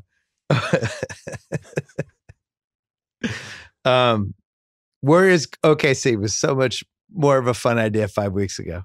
Yeah, it when Paul George was healthy and OKC could shoot. Out of those 8 series, I think Houston Clips would be the most fun. I think the Clips are a really hard team to play. They have multiple heat check guys. They're going to have guys who have a real axe to grind because they were given away in that Chris Paul trade as like afterthoughts, and they've turned into kind of the heart of this Clippers team. And they have a lot of guys to throw at Harden. What if Harden wins like 30 fouls to throw at him? What if Harden wins the MVP and loses the Clips? Loses the Clippers in the first round. He pulls the 07 Dirk. I used to think there was no way. Like, I feel like playoff performances that feel like, okay, this is actually really who you are as a guy, as a player. And Harden's had a bunch of bad ones. Yeah. Where I always felt like there were hangovers the voters would never get over. The voters would be like, okay, I'm never going to do this again with you. But Harden's been so insane this year that it's almost like the voters will have had an IV and they're thinking, okay, we can do this. Like, we can do this. We can vote for him again. But if they were to lose in the first round, he won't ever get a 5th place vote or 3rd place vote. You're right. The overreaction. Yeah. It'll be like the year Jason Kidd almost won and then finished 9th the next year and had basically the identical year he had the year before. But people were like, oh man, we lost our minds. What were we doing? I think that happened to Karl Malone too, after when he beat MJ that year. Then the year later, mad at like, themselves. Oh my God. But it was it was like a drunk dial vote. I love watching. I wish people could see you put your hand on your face. Oh It was God, like what do we do? the morning waking up being like, oh my God, we had kids second? What? MVP checkpoint right now. Who ordered this noodle thing? MVP checkpoint right now. Harden 1A, Giannis 1B, or vice versa. I think Jokic is 3. I mean, they still, Denver has a chance to be the 1 seed still. Their schedule's brutal. I don't think they're going to be the 1 seed. I'm just saying they have a chance. I'd expect Golden State to. We didn't really do enough Denver there because they're starting to slip a little. Do you? Embiid 4, Curry 5 is what I have. Oh, okay. I have Georgia out of the top 5 now. The 6 and 13, you're out. Sorry. I'm sorry you're hurt. George isn't even in your top 5? I have Curry in 5th now. If they're going to be a 1 seed and there's no definitive 5th choice, I just think Curry's been amazing. And when he plays, that team is awesome. And no Kyrie? No, Kyrie's not in my top 5. How do you feel about your Celtics right now? We didn't do anything. I'm not talking about them in this podcast. I have Embiid, Giannis, Harden, Curry, definite first team All-NBA. I think George versus Durant is at least now an argument. Have you noticed a bunch of, I don't know if you've noticed it, but a lot of Jazz fans have been chiming in upset that Towns is over Gobert? Yeah, for third team center. Get Rudy? a lot of that. Yeah. Towns is like 31-15 since the All-Star break. So I might actually do the thing this year where just vote playoff guys for the first 3 All-NBA teams. It'd be an interesting move. Because then that bumps Towns. You put Gobert in. You're just basically rewarding. Your team had to have been good enough for you to make this list. I don't think LeBron. I don't think I'm going to vote for him. So we're back to this. This is quite the swing. 55 games, you're out. I just have a track record as somebody who's done this, who had the vote for, 10 years. Like, to me, now you've missed a third of the season. Your team's not a playoff team. Why do I have to put you on the All-NBA? Would you have voted Embiid? Did you vote Embiid Rookie of the Year that year Brogdon won it? I did not. I thought that was absurd. For him to play 30 games. It was like 31 games. I'm like, what are you guys talking about? He played 800 minutes. I'm not voting him Rookie of the Year. But what about the fact that the release in the LeBron thing was that it actually is the injury? And it's to just make sure he did have a torn groin this whole time. The Lakers thing now being out here every day. It's unbelievable. Seeing the amount of nonsense that goes on with this team. Like, I knew it was crazy, but I didn't appreciate it enough until I've lived here. Where just every day, and then there'll be like a release, and then 2 hours later, it's like, no, actually, this is what, and then tip later that night, you're like, no, this is actually kind of what's going on. That team finds a way to create stuff about itself that's so pointless and non-productive. It's fascinating seeing it now, like in the actual area code. I hope and pray. I remember one year after one of the Patino seasons, Michael Holley was the beat reporter. And after the season wrote this giant long piece about this is what a disaster the season was. And here are some inside people. And I talked to this, and here's some stuff I wasn't able to write before. And it's honestly one of the best, here's how fucked up this season was pieces I can remember. I want to read it right now. It's great. I hope if it's online, Google it. And then it was a whole thing about like Bruce Bowen might've been one of the sources. So they traded him. It's like that. Yeah, that worked out great. I hope somebody is working on that for the Lakers. I hope it's like one of those, that Orange County Register, like one of those news. I hope that somebody just has all the notes. Yeah, non-ESPN no agendas, person. Right. No ESPN agenda. No, we can't run this in its entirety. I like Genie. I don't like Magic. Or I like Magic. Genie's my best source. I can't write this. I just want somebody who is not affiliated with anybody to write the proper piece of what a nightmare this season's been. I have another episode of the Rereadables. I might get to work on that. Go. I might be the guy. Do it. You're the guy. The Rereadables. America liked this segment, apparently. I wrote this in April 2006 in my MVP column. I can't wait. Pull up a chair, Kyle. Hey. This is what I wrote. Is that Jewel Fresh? Is that mango? All right, here's what I wrote. I'm starting to wonder if LeBron / Wade / Carmelo could become the most important sports rivalry of this generation. Each is great in his own way. Each brings something different, unique to the table, and each seem to feed off what's happening with the other two guys. For instance, the Wade-LeBron duel 2 Saturdays ago, LeBron finished with a 47-12-10, Wade with a 44-8-9. This game sounds amazing, by the way.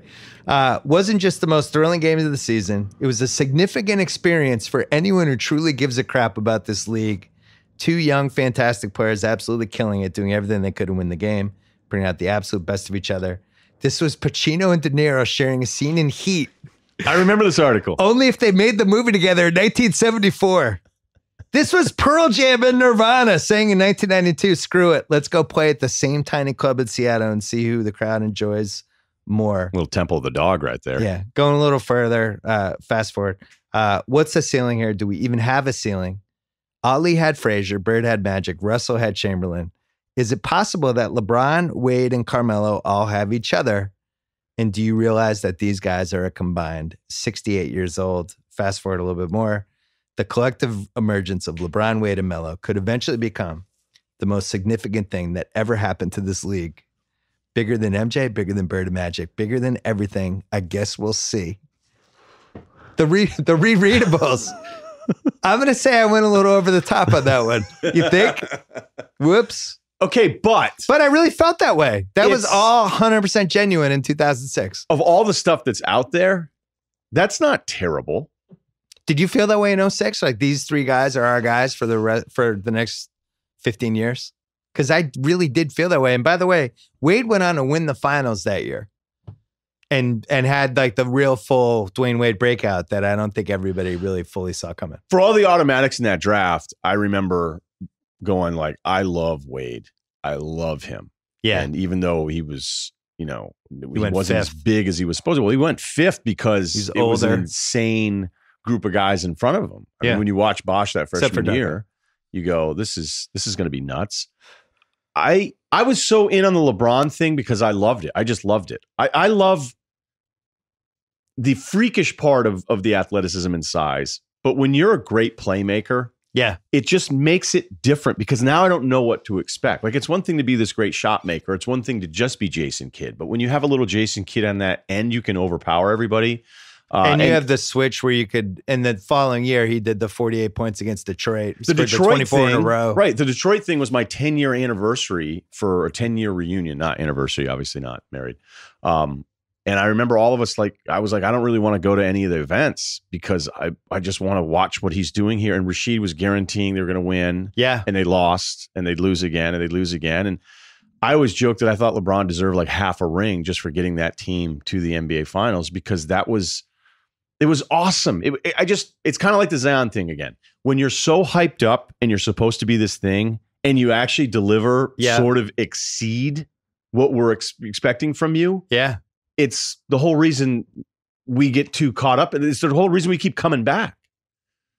I remember Nike stock was up like 1.5% after that 48-point game. Great earning opportunity. It was good.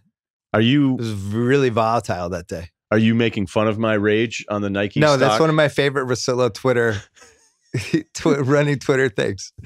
I want to get David Faber on my ESPN pod. I want to just David Faber. I'm a huge David Faber. We're going to take one more break and then we have some mailbag questions. One more break to talk about Bud Light. Did you know not all alcohol products are required to list their ingredients? That was news to me. Bud Light, changing the game. They believe that we deserve to know our beer's ingredients, so they put an ingredients label right on their packaging. Bud Light, brewed with hops, barley, water, rice, no corn syrup, no preservatives, no artificial flavors. Find out what ingredients are in your beer. Bud Light, enjoy responsibly. And since we're here, don't forget about the new Rewatchables episode, Fast 5. Vin Diesel, The Rock. Vin Diesel turning 7 times to his left in the same scene. It's all there. We're breaking all of it down, including who won the big fight between The Rock and Vin Diesel.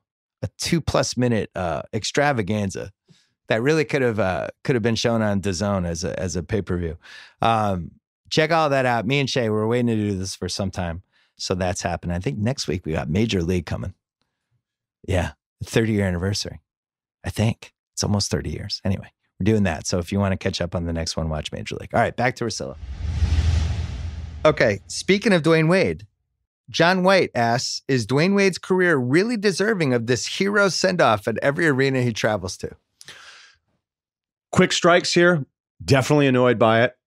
That might be more of a me issue. I don't know what's up with LeBron when these Heat guys are so insecure after the fact. Bosch's whole thing, like, oh, I'm definitely one of the greatest to ever play. Like, dude, you're pretty good, but you're never going to sniff the top 20 player. That's not who you are.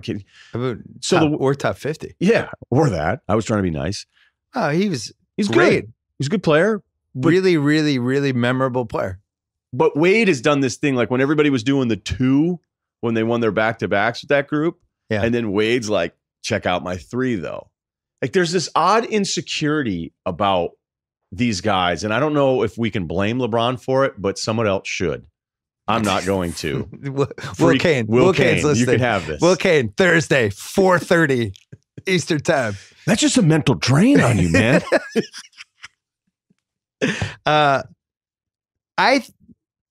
So the farewell tour has been in our lives my entire lifetime with the NBA. The worst version of it was Kareem, who, the by the way, chair, who I thought I had him as the 3rd best player of all time. Immense respect for Kareem. Was not somebody that people really responded to when he played. He was not friendly. He was not really that fun to go watch. He was Mr. Jump Hook, had the goggles on, was somebody that you just felt like you didn't really have an attachment to, but respected. And then had this season-long farewell tour where we were all supposed to pretend we were like really bummed out that he was leaving. It was like, all right, here's your rocking chair. Dr. J a couple years before was definitely a little more heartfelt. Now as this has evolved, I think Kobe took this model and blew it into something completely different. Well, Kobe's a fascinating Kobe one. turned it into a content machine, which is now what Dwyane Wade is trying to do. And if there's something that doesn't feel 100% genuine about it, like the jersey swaps, it feels like Dwyane Wade had a meeting with all the people around him. We're like, all right, can I have some ideas for my farewell tour? What are some things I can do that nobody's done yet? What if you swap jerseys with somebody and they post you? Great, brilliant. Get a photographer. It just feels calculated in a way that I'm slightly uncomfortable with. Right. And the fact that it goes this long and the fact that our attention span is this, like for Wade fans and for the Heat and for him to go back there, if you enjoy it, it's kind of like the last game. Like that last game where he put up 1 million shots. It was a travesty. What do you mean? How many shots he took? He took fucking 60 okay, but shots. That wasn't for us. You know what I mean? Like no, I'm okay with trying to play like the fair game with Kobe, but to go on TV the next day and shit on his efficiency, like shut up. Because that was, I think, that was for Lakers fans. That was for that building. That was for everybody to give him this massive send-off. Now, yes, the final year for Kobe was also very calculated. And I think Wade I've never played been off able of to decide, was that a great moment or an atrocity of a moment? Because he did score 60 points. I just thought it was who gives a shit. Kobe's out of here and he's going to try. Like he got 60, and I know it wasn't efficient, but I'm sitting there at home. I had a smile on my face, and I'm not a huge Kobe fan, but I had a smile on my face, but I think I'd guess. But I think what you're saying here is important because this will get farmed out, and then in 10 years we're going to have a retirement tour for like a Lou Williams type, and you're just going to be going, dude. Well, we've already seen this with the farewell video, which has become bastardized. When the Houston Rockets did hey, here's a tribute video to Dwight Howard, I'm like, okay, this is over. This is. I thought one of the few times it seemed Pierce. We both love Pierce. He was guilty of this too. It was like he'd been retired for 3 years. It was like, this is your last chance to see me, even though I basically retired last year. Well, how about when Wade hinted that he'd come back? That would be awesome. Well, he did the whole. I want a 2-year one. Yeah, I'd rather leave a year too early than a year too late. There's also like, as usual with LeBron these last few years, there's just questions we're not supposed to answer or pursue or dig up. But like, what happened with Dwyane Wade in Cleveland? When they just they traded him halfway through the year, LeBron's best friend was coming to Cleveland to help him win the title. And then they were basically like, you got to go. Never really understood that whole thing. No, there wasn't very. My guess, weird, right? My informed guess on this is I think Dwayne still felt like Miami owed him some money when he opted out and then didn't get the money and they paid Hassan Whiteside. I think it was a locker room issue though. I think it was like LeBron and Wade with Cleveland, right? Yeah, I think there was like some leadership stuff going on too. Something weird happened, but I just think like if Joe House joined my team and then like 2 months into it, I'm like, hey, we've traded you back to Washington. It would just be weird. They're like best friends. Yeah, and I think what you're saying here is it isn't so much weird that it happened. It's weird that no one's ever talked about it. Yeah, we're not. I was like, oh, that happened. Because it felt like they were doing him a favor to go back to Miami. Or like when LeBron came back to Cleveland, he's like, I had this flight with Dwyane Wade. We flew to Vegas. Vegas to Miami. Yeah, and Vegas to Miami. And they were like, did Dwyane try to trade your mind? He's like, no, man. We didn't talk about it. We didn't talk about it at all. It's like, come on. Am I just are we all idiots? We all have 70 IQs apparently. You guys 6 hour, you know how long a 6 hour flight is when you're on like a private jet? There's like just you, the fucking flight attendant, and like your two buddies. Like at no point you're like, hey, so what are you gonna do in Miami? You're gonna talk about your next contract? Didn't come up. I always love when athletes. Who is this stuff for? When athletes do the thing where it's like, we're really close because we don't talk about sports. Like you guys never talk about. We talk about wine. This new Pinot's out that I told LeBron about. We're just going nuts. We're FaceTiming. Yeah. Your family. I don't talk to my friend. I have a lot of close friends who have kids. We never talk about our kids to each other. Like, what's going on with your third grader? Yeah, imagine if I had ever said, updates? like, hey, you're getting along with Bill. Yeah, but the great thing is we never talk about the industry. We never talk about sports, really. We don't talk about sports media at all. We're really like a different level. I just don't. My question is, who is this stuff for? The retirement thing, it's for Wade. It's for Wade. It's like for the Wade. LeBron groin thing. Who is this for? It's like, LeBron, let's give him time to rest his groin. Who are you trying to win over with that? Because it's not anybody who has an IQ of over 90 who follows basketball. Who's like, LeBron's groin. I mean, it is time to shut it down. But just say we're shutting it down. But the Anthony Davis thing, think about the outrage in the beginning, and then it was sort of the Anthony Davis watch. It's like, wait a minute, they're not going to bring him back in the fourth quarter against the T-Wolves. Like, I remember caring about all that stuff. And then eventually I just didn't give a shit anymore. Like, I didn't care. So I think at the end, it's this outrage of like, play everybody, play. And then it gets to the point where we're just bored enough with the topic and we don't care enough about it that everybody can kind of get away with shutting everybody down. So I think that's clearly what's happened with the LeBron thing. Well, you know why we didn't care? Because the Pelican fans didn't really seem to care. This was the same thing like with the Sixers fans in the process. When they threw away all those seasons and it was like, wow, that sucks. If you paid for season tickets and your team's losing by 30 every night, that would suck. And the Philly fans were like, stay out of it. We know what we're doing. Fuck you. We got the process. Stay out of it. We don't need your help. It's like, all right, guys, sorry. Just thought maybe, you're paying for tickets every year. This team's 10-72. Thought maybe you need some help, so you don't need help. Fuck you. Somebody asked, I can't find the email, but somebody sent an email asking if, sorry, I can't find your email. Whoever sent this, but I just remember it. If the Davis trade had gone through, and let's say it was Ingram, Lonzo, Kuzma, Rondo to make the contracts work, couple first round picks, whatever else for Anthony Davis, would the Lakers have made the playoffs? So it's basically like Caruso, Josh Hart, Daniel, LeBron and Anthony together. LeBron, I mean, we don't, his groin obviously would have to play through that. he would have found a way, I think. Maybe found a way. Is that an 8 seed? I don't know how everybody answers that definitively. Like, no way. Well, you sure? I would think so. Would that have been worth 10 extra wins? Because that's what they would have needed. I'm sure there's some statistical approach that would tell me it's only 4.6 wins, so there's no way they would get in. I don't know. Is there a game they would have played where they wouldn't have taken 23 more free throws than the other team down the stretch as the league tried to shoehorn them into the 8th spot? I do think my instinct would be that they would get in because, by the way, absurd, not real, whatever. The number of injuries, like as much as people want to just pin this on LeBron, and he's clearly not blameless or anything, this is a pretty ridiculous collection of guys being hurt to close out the last 2 months of your season. Did you hear Kobe's thing? Which one? Well, it's funny because people are like, they were the 4 seed. It was like, well, it was like 12 games into the season and there were 9 teams separated by a game. But yeah, sure, they were the 4 seed. But and then all these injuries. I don't know. We always said for years and years and years that LeBron and anyone was 50 wins. So what did Kobe say? Well, Kobe was like, they were doing really well and they had injuries and everybody needs to calm down.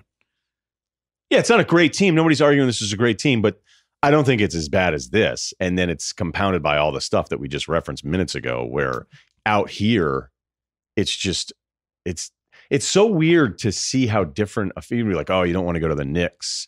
This Laker thing here is, as far as my first year experiencing it, the intensity, the emotional attachment to it, it matches any other professional city relationship with any other franchise. I agree. It's right up there with bitchy Red Sox pitching staff stuff come May. It's basically, it goes back to the generations, which they have here, the Dodgers too. And this is why LA is defensible as a sports town. Those two teams, the Lakers showed up in 1959. And if you're like 80 and under, you probably like the Lakers if you live in the LA area. Like that's a lot of people. They have a big. Do you meet a lot of guys that are over 80 that resist it still? You're like, man, it's just, I could never get into it, man. Never liked that Jerry West. It's not for me. But Dodgers, same thing. Dodgers moved here late 50s and it's legit. And it's really hard to break into if you're the Clippers, which is why I kind of admire Ballmer that he thinks he's going to break through with the Clips. I just don't see it. I think it's same thing with Nets and Knicks. Like at some point you can't mess with the DNA. And the DNA here is Lakers. And I'm glad you saw it. The one thing you haven't seen yet is when they do well in the playoffs and the fucking Laker flags go in the car, because that's the worst. They put flags on their car and they drive around. Yeah, I've driven around SEC towns. But you haven't seen them this year because they haven't been good. Are you saying that they won't? I'm saying if they made like the conference it's not ride finals, or die out here. We're the conference flags. finals, the flags come out and you're just they're at half mast now. This is a really important question from Derek Wright, who enjoyed the vintage matchup watching the Lakers' Alex Caruso matched up against the Kings' Costa Koufis. The mustaches, the male pattern baldness, and pasty jello bodies was like watching Chris Ford take on Mark Landesberger in 1982. Besides Caruso and Koufis, who else in the NBA looks like somebody from the 1980s? Oh, man. I need better prep on this. I know. I maybe we could come back next week and answer this more info. We could do a team. Yeah. I'm going to do my first team, all first NBA 80s team. Yeah. That's a great question. It's a good one. Because when you were bringing up Kareem running up and down, the balding patch and the goggles and everything, and then I'll see it, it'll come up, and I'll go on Basketball Reference and try to like see. Because it's amazing how guys that are awesome and you go, that fucking guy still did that in his last year. Yeah. And then I'll look and be like, hey, Kareem's 5 years younger than you are right now. Off the top of my head, I think Baines would have had a different haircut. But like Baines's body, there were just a lot of Baines back then. I was watching this. Yeah, but they weren't thick. Joe Klein was in an NBA rotation for like 6 years on the Celtics. And if you watch the clips of those and you asked me what Joe Klein did, I wouldn't know what to tell you. It's like, what was he good at? I just remember his elbows out a lot. Good picks, low post defense. Like if we had advanced metrics for back then, some of those guys would have been in trouble, including like every center basically. Kevin B from West Hollywood brought up something that does not get brought up enough. What if the Bucks took Embiid over Jabari Parker in the 14th NBA draft? Now, this was never on the table because from day one, they were taking Jabari Parker because they really wanted the Chicago kid. It was 90 minutes away, all that stuff. Remember how weird it was too? Jabari was like, good, I want to go to Milwaukee. It was like the first sign that maybe Jabari's not like programmed the way everybody else is. But had they taken Embiid, they could have had Embiid and Giannis in back-to-back drafts. That is an unbelievable what if that I feel like we should mention once a month. Embiid and Giannis together? I don't even know what that looks like.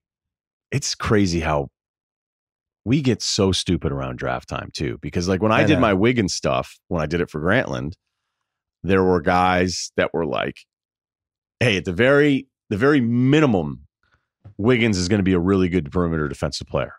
Yeah. Like if all the other stuff doesn't work out for whatever reason, not going to happen. But we know you can throw him out there and he's going to be able to play NBA level defense as a young player right away. And that's something you never get from rookies. And it's been the complete fucking opposite of that since he's been in the league. And now it's to the point where, and by the way, he wasn't in the game when they came back or held off the Warriors. He was fouled out of that game. Maybe it's time to stop overreacting 19-year-old kids. So there's that. But Embiid was the better player. I mean, he was the best player in that draft. This isn't hindsight. I said it then. Embiid absolutely would have gone first. He had the knee thing. People got scared. Or back thing. What was it? Back. It was a back thing. But I know. That's filthy. What? Because you could have figured it out with those two. Because you wouldn't know who was going to be in or out, depending. I feel like they would have gotten along too. Daniel Hartman was the one who wrote about if the Lakers had missed the playoffs. Would they have missed the playoffs even if they traded for it? All right. Sweet. A couple people asked this question. I'll give credit to Gio from Dallas. Let's say Zion forgoes the NBA draft right now and declares for the NFL draft. What round does he get selected in? He refuses to work out for anybody. He just says, I want to be a tight end in the NFL. I've changed my mind. I don't want to play basketball. I don't want to deal with teammates. I want to be on a football team. And I either want to be a tight end or an edge rusher, and you guys can figure it out after you draft me. What round does he get taken? Belichick spends a second round pick on him, I feel like. Yeah, I had a third round grade in my head. Third round grade. Right. But because you say third round grade, the other teams go, if we like him, we like him. Jump on him. Take him. We get 2 seconds. Yeah. I bet he goes in the second round. I'm totally serious right now. And I hated pick 40. Right. I hated the LeBron would be an all-world tight end because he actually doesn't like contact. The way he played basketball told me he wasn't a football mentality guy. So even though I'm sure he put up huge numbers in high school because he was just huge. Receiver, maybe. No, he was good. But when everybody built LeBron, like, oh, he'd be this. Zion to me looks more like football. The way he plays basketball. Make him an edge rusher or a tight end? I'd put him on the edge. I may go Gordy Lockbaum on him. Just say, yeah, you're playing both. Wow. BR, who didn't want to use his real name, said, Bucks Twitter is currently in the third year of a civil war fought over Chris Middleton. I've actually been a little aware of this. Who, despite being red hot in the Celtics series, is one of the most fraudulent con men I've ever seen. Every year he arrives out of shape. He's one of the streakiest players imaginable. He never shows up in big games, except for the Boston series, and tends to coast at crunch time. What other big games have they had besides the Boston series? Everyone in the media loves him, but he's been benched a few times this year for lack of effort in a contract year. Please don't use my name as I fear reprisals. I didn't realize Chris Middleton, so polarizing. The Bucks guys, it's always kind of fun when there's a little bit of a revisit of like nasty different fan bases. And the Bucks have some nasty dudes. When I started tweeting out about the Hawks, like one guy in particular was like, yeah, whatever, they beat the Wisconsin Herd because they benched their guys at the end, and be like, this wasn't use your brain, man. This isn't a swipe at the Bucks. You fucking idiot. The Bucks internet is a thing. Yeah, totally. Good blog, good Twitter, some celebrity tweeters like Ben Thompson from the Stratechery blog. They have great logos, a lot of good design team people. So overall, a really good grade on the Bucks. But this is an awesome question because I too find myself struggling with Chris Middleton leaves you cold. Yeah. Oh wow. Yeah. Okay. Well, he's gonna be fun when he's on the Knicks. But he needs to be there. Like he needs the good version of him as a perfect fit for a guy like Giannis. Is my point.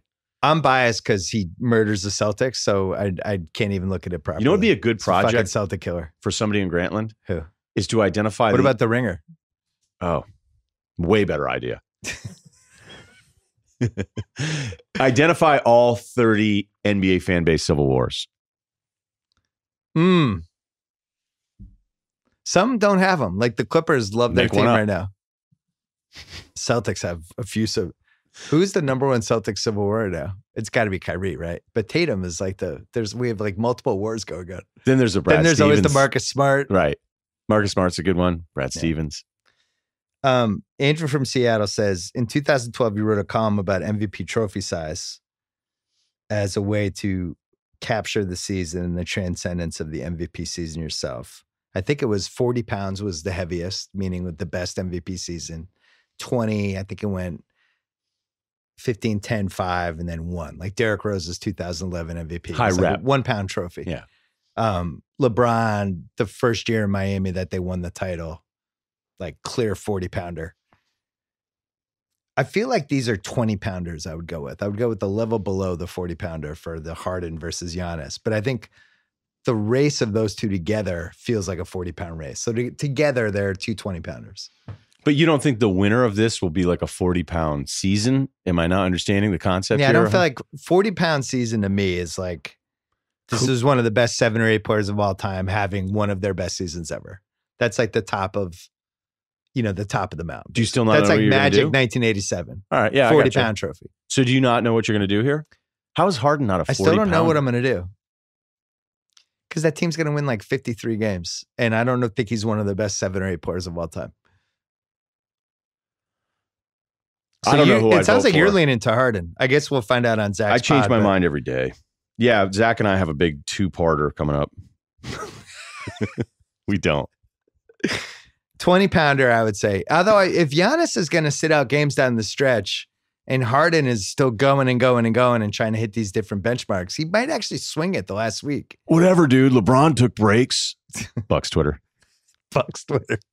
Chris Middleton Civil War. Gotta love the mailbag. I love the Civil War idea. It's good. Maybe there aren't 30, but what would the Heat one be? We'll table that. We'll do that one next week too. The Heat one would be, are we sure Justice Winslow is good?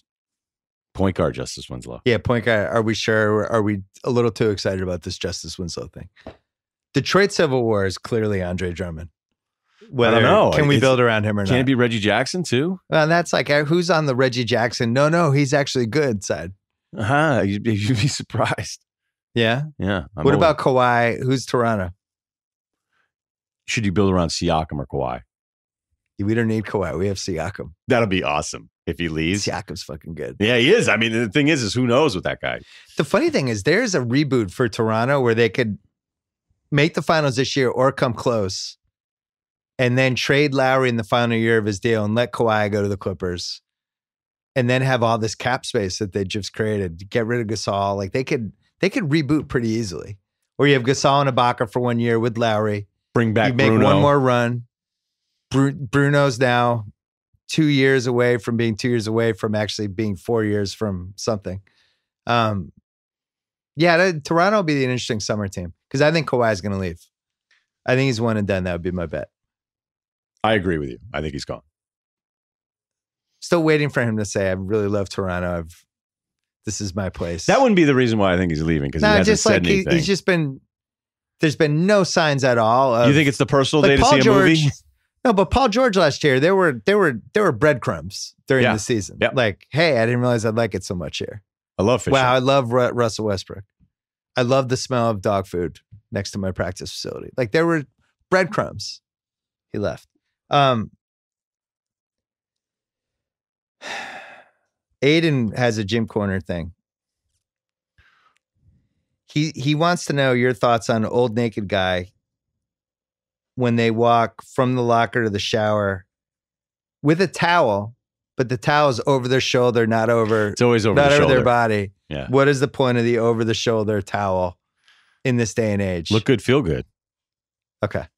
Aiden so you support knows. the over the shoulder? Well, I knew. You didn't even have to finish the email. I made the motion, towel over the shoulder. I knew exactly what Aiden was tied. Aiden's putting in time at the gym. I can tell just by that email. So John from San Francisco says, I think it's like a leverage buyout. It's a power move. play. Yeah. Like, here are my balls and here's my towel. Yeah. I could have covered up my balls, but I chose not to. This isn't about not having what I need. I have what I need. I just don't want to use it. John from San Francisco says, thanks for making Gym Corner a recurring segment in the BS pod. For years, my dad and I have talked about starting a blog to document the weird shit we see in locker rooms. The list includes, parentheses, it's almost always old guys, blow drying their balls in front of the mirror. Does that happen? All the time. Drying clothes in the sauna? That's why I shave my head. Drying clothes in the sauna? I've seen that. Done. Eating a foot-long Subway sandwich on the bench in the midst of people changing. That's weird. Yeah, when you bring in a sub in, we don't need that. Singing in the showers? I'm going to guess that's not Equinox sub. I haven't seen a sub. Singing in the shower. I'm starting to wonder what kind of monthly plan. This sounds like a non-initiation fee, Jim. Shaving in the sink and leaving behind mounds of facial hair. Yeah, dudes do that.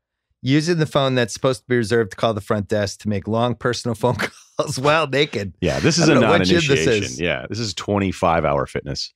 And of course, Per Russillo, lounging around naked, read the newspaper, watch TV, etc. He also says, on top of all that, my dad just started chemotherapy last week. Listening to the pod has been a great distraction and way to pass time. I was trapped in the hospital. Good luck to John in San Francisco's father. Yeah, absolutely, John.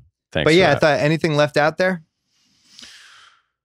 Blow drying the balls? I've never even heard of that. Who does that? Do you go to the gym? What's your gym routine? I don't go to the gym. Do you work out? Is there any physical fitness out of you at all? I do a lot of walking. Walking and thinking. Yeah, I'm old now. We got to get you on some kind of playing thing. Golf. There's nothing you're interested in? Maybe when I turn 50. Maybe a little tennis? I lied. Tennis, golf. Oh, I how retired often from do you basketball play? 4 years ago. You retired? Did you get hurt? Nah, it was time to go. I got out intact. I'm playing tonight. Are you? Yeah. I was all sorts of shit I picked up this weekend. I'm going to try to apply it to the game. It's time for Gym Corner, unless you want this Orlando Magic email that somebody sent me. It's your call, man.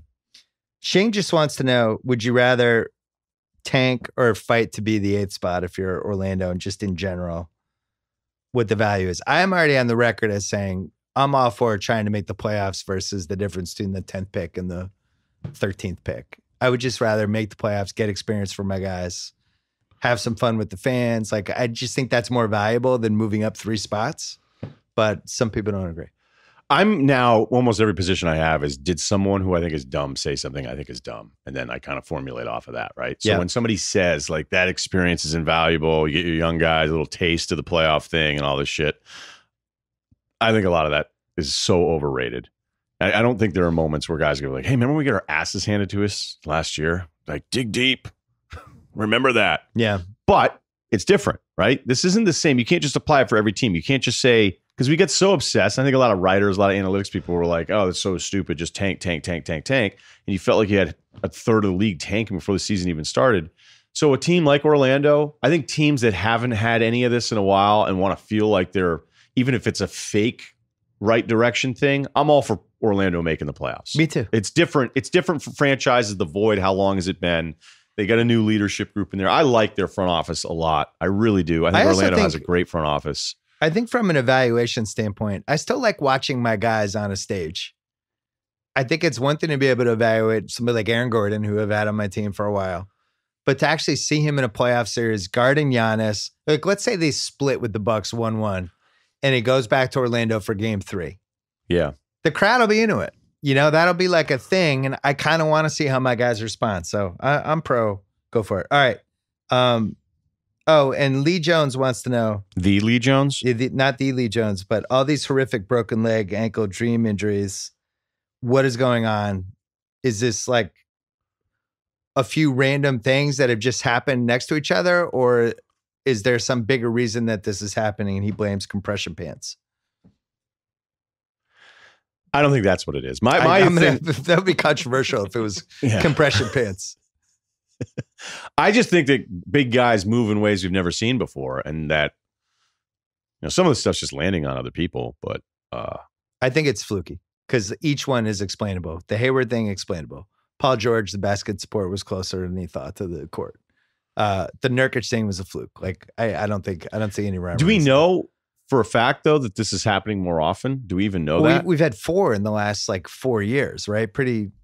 I remember when I was a kid, like Bobby Wilkerson broke his leg in the Indiana championship game. That was like the only time I remember that happening, like my entire childhood. Somebody like breaking something. All right, gym corner, and then we're off. All right. I love my gym. Really happy about it. But there's some guys there, and when it's old people that don't put their stuff back, like this was happening in West Hartford a lot. Yeah. But it was just everybody who's old, and we've been over the old thing. There's a pact at 70. They get together and they go, fuck them kids. And that's the whole plan. They blow dry their balls. Right. And they go, don't ever put anything back. 10s on a squat rack, fuck them. Yeah. Leave them on there. 2.5s, fuck them. So there's some younger dudes doing it at the Equinox. Ooh.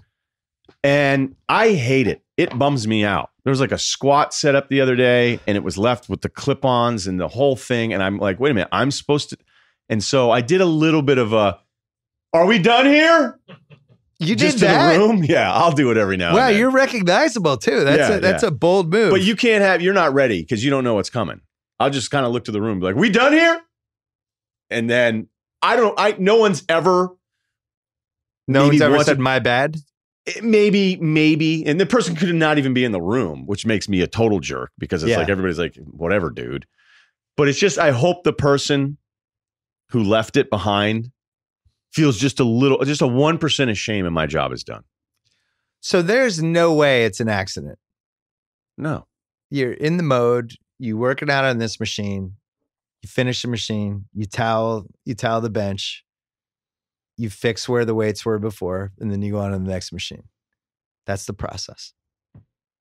If you don't obey any of the points of that process, you're just being an asshole. Look, if you don't towel down, it's somewhat forgivable. I mean, unless you're if you're Patrick Ewing, towel down. All right, Patrick Ewing. Right. But if you don't, I'm pretty meticulous about it. Like I try to be really good about it. Like if it's a sweatier, high tempo day, Kyle knows what we're locked in right now. He knows what I'm talking about.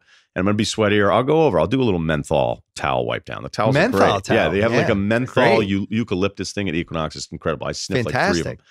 But it was this really complicated, kind of weird deadlift thing where it wasn't just straight 45 bar. It's the bar where you stand in the middle of the actual thing and the clips were on and the plates. And I was like, God, it's an exercise. It was one set just to get all the stuff off. But if you're younger and doing it, I start to think you're the worst. Like, I think you actually still use a calculator for tip. We're like, oh, 12%. So, she didn't bring our waters out, or you're like bad advice dad in the car where like all the kids are coming back from Little League and you go, the most important thing is learning a trade. And so I think you're the worst human being. Not that trades aren't really important, but maybe it is now in the future. There's an argument for it. But I was reading The Atlantic. I really think that you just suck as a guy. And there's a guy in my gym who I think is kind of cool. And I've caught him twice leaving shit behind. But I also think he might be confrontational as I am about it. So I don't know how to handle it right now. Hopefully he's listening. Hopefully he listens, yeah. I don't think he listens. What is the most important piece of gym pop culture content ever? Is it the Seinfeld episode when George pees in the shower? I don't know. I've never run into that. I saw that guy at the airport the other day. Although, wait a minute. I don't want to do that. Shower peer? No. One of the other guys. The guy with the thumbs. Oh, Jesus. Remember? Which guy? The short guy where he like gets his thumbs and he's like, he's the guy that Jerry calls a phony. Yeah. And he's like, hey, Jerry, how's it going? Man, killer set. Oh, yeah. And he was great. He was so good at being a phony in that show. And I saw him at the airport. Yeah, but I didn't say anything. Like, hey, that show you were on 20 years ago, that was hilarious, that bit. Should they have gyms in the airport? Just talked about this with somebody. Yeah. So you'd say yes. Yeah, but I also look around. Like an Equinox. I look at airports and look around sometimes. And I go, I don't know that is there a business model where they know less than 5% of the people would ever use the gym there? Because most of the people walking around airports, I don't think are going to be using a gym. Mm-hmm. They're in line for a pretzel. It'd have to be like a lounge situation, right? Maybe it's part of like the Delta Lounge, yeah, or like the fancy lounges they have. That'd be awesome. Yeah. This is great. So next week, which I think we're going to tape potentially, we have to decide whether we're going to tape after the season ends, heading into the playoffs, what we want to do. But we'll be on middle of next week, probably next week. All right. There's not really a lot at stake here the last week. There's some playoff jockeying, but like ultimately, does anybody really care if Charlotte or Miami or Orlando makes the playoffs? I'm not going to be on the edge of my seat trying to figure out what 39 and 43 team is going. No, I don't know. I don't know what to learn. Like, I think the Thunder thing is a problem. I watch Philly all the time, and I think I know. I have a good feel for everybody. I'm ready for the playoffs. You have a good feel for the Thunder? I have a good feel that I don't like what I'm seeing. Yeah. All right. Yeah. So we like, don't need to do I don't it feel again. like there's a lot of surprise yet. The Denver thing, I just think the season's long, and teams have ebbs and flows, and I don't make anything out of what's happening. Really. So however they finish, because of how tough their schedule is the rest of the way, nothing. Well, I think we already know. I mean, you made a good point of this with the road record. There's 8 playoff teams in the West. 2 have non-average road records. Golden State's terrific. San Antonio's terrible. And everybody else is basically 500. Terrible is a bad sign. Terrible's a bad sign. And Denver has this weird 13-3, I think is the last time I looked at it. 1 or 2 point game thing. It's like the best record, and 7 of those wins are at home, all that stuff. And then it's like, oh, they know how to close, or the ball bounced the right way. Or it's just a short sample size. I'm wondering am I tricking myself into thinking that if Denver gets the 1 seed, like I'm supposed to take them seriously and pick them to come out of the West? Because I know I'm not going to, but what is that? Like, how far will I pick them? I still think like even Milwaukee last year with the controversial Chris Middleton, I need a second guy in that team that I know is going to fucking kick ass in round 2 against whoever. So is that Millsap? It's, Is that Jamal Murray just like making a jump? Is that somebody we're not expecting, like a Will Barton?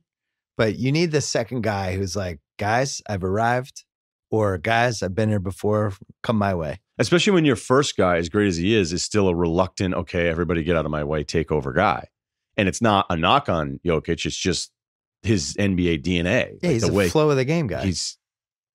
He's unbelievable. I mean, how much fun would it be to play with? That'd be a fun game for us. The top 5 most fun guys to play with. Jokic would have to be in there. See, if I'm cutting, I'm getting the ball. And the thing I'd just is, be cutting constantly because I'm like, he might see me. I might get a layup. This would be great. Hey, Jokic. I'm out of the league. No, I signed with the Nuggets. It's just, I love those backdoor cuts. All right, Russillo, check out Dual Threat this week. Jason Witten coming on? Jason Witten, about to tape him momentarily. All right, there we go. Thanks. All right, thanks so much to DAZN. Don't forget to download their app in the Apple or Android app. Sign up by creating an account. Start watching across nearly all your devices. DAZN. Check it out. Thanks to ZipRecruiter. Don't forget to go to ZipRecruiter.com/BS. Thanks to Mercari. Mercari is a selling app that makes it fast and easy to sell almost anything. Take a few pics, add a description, boom.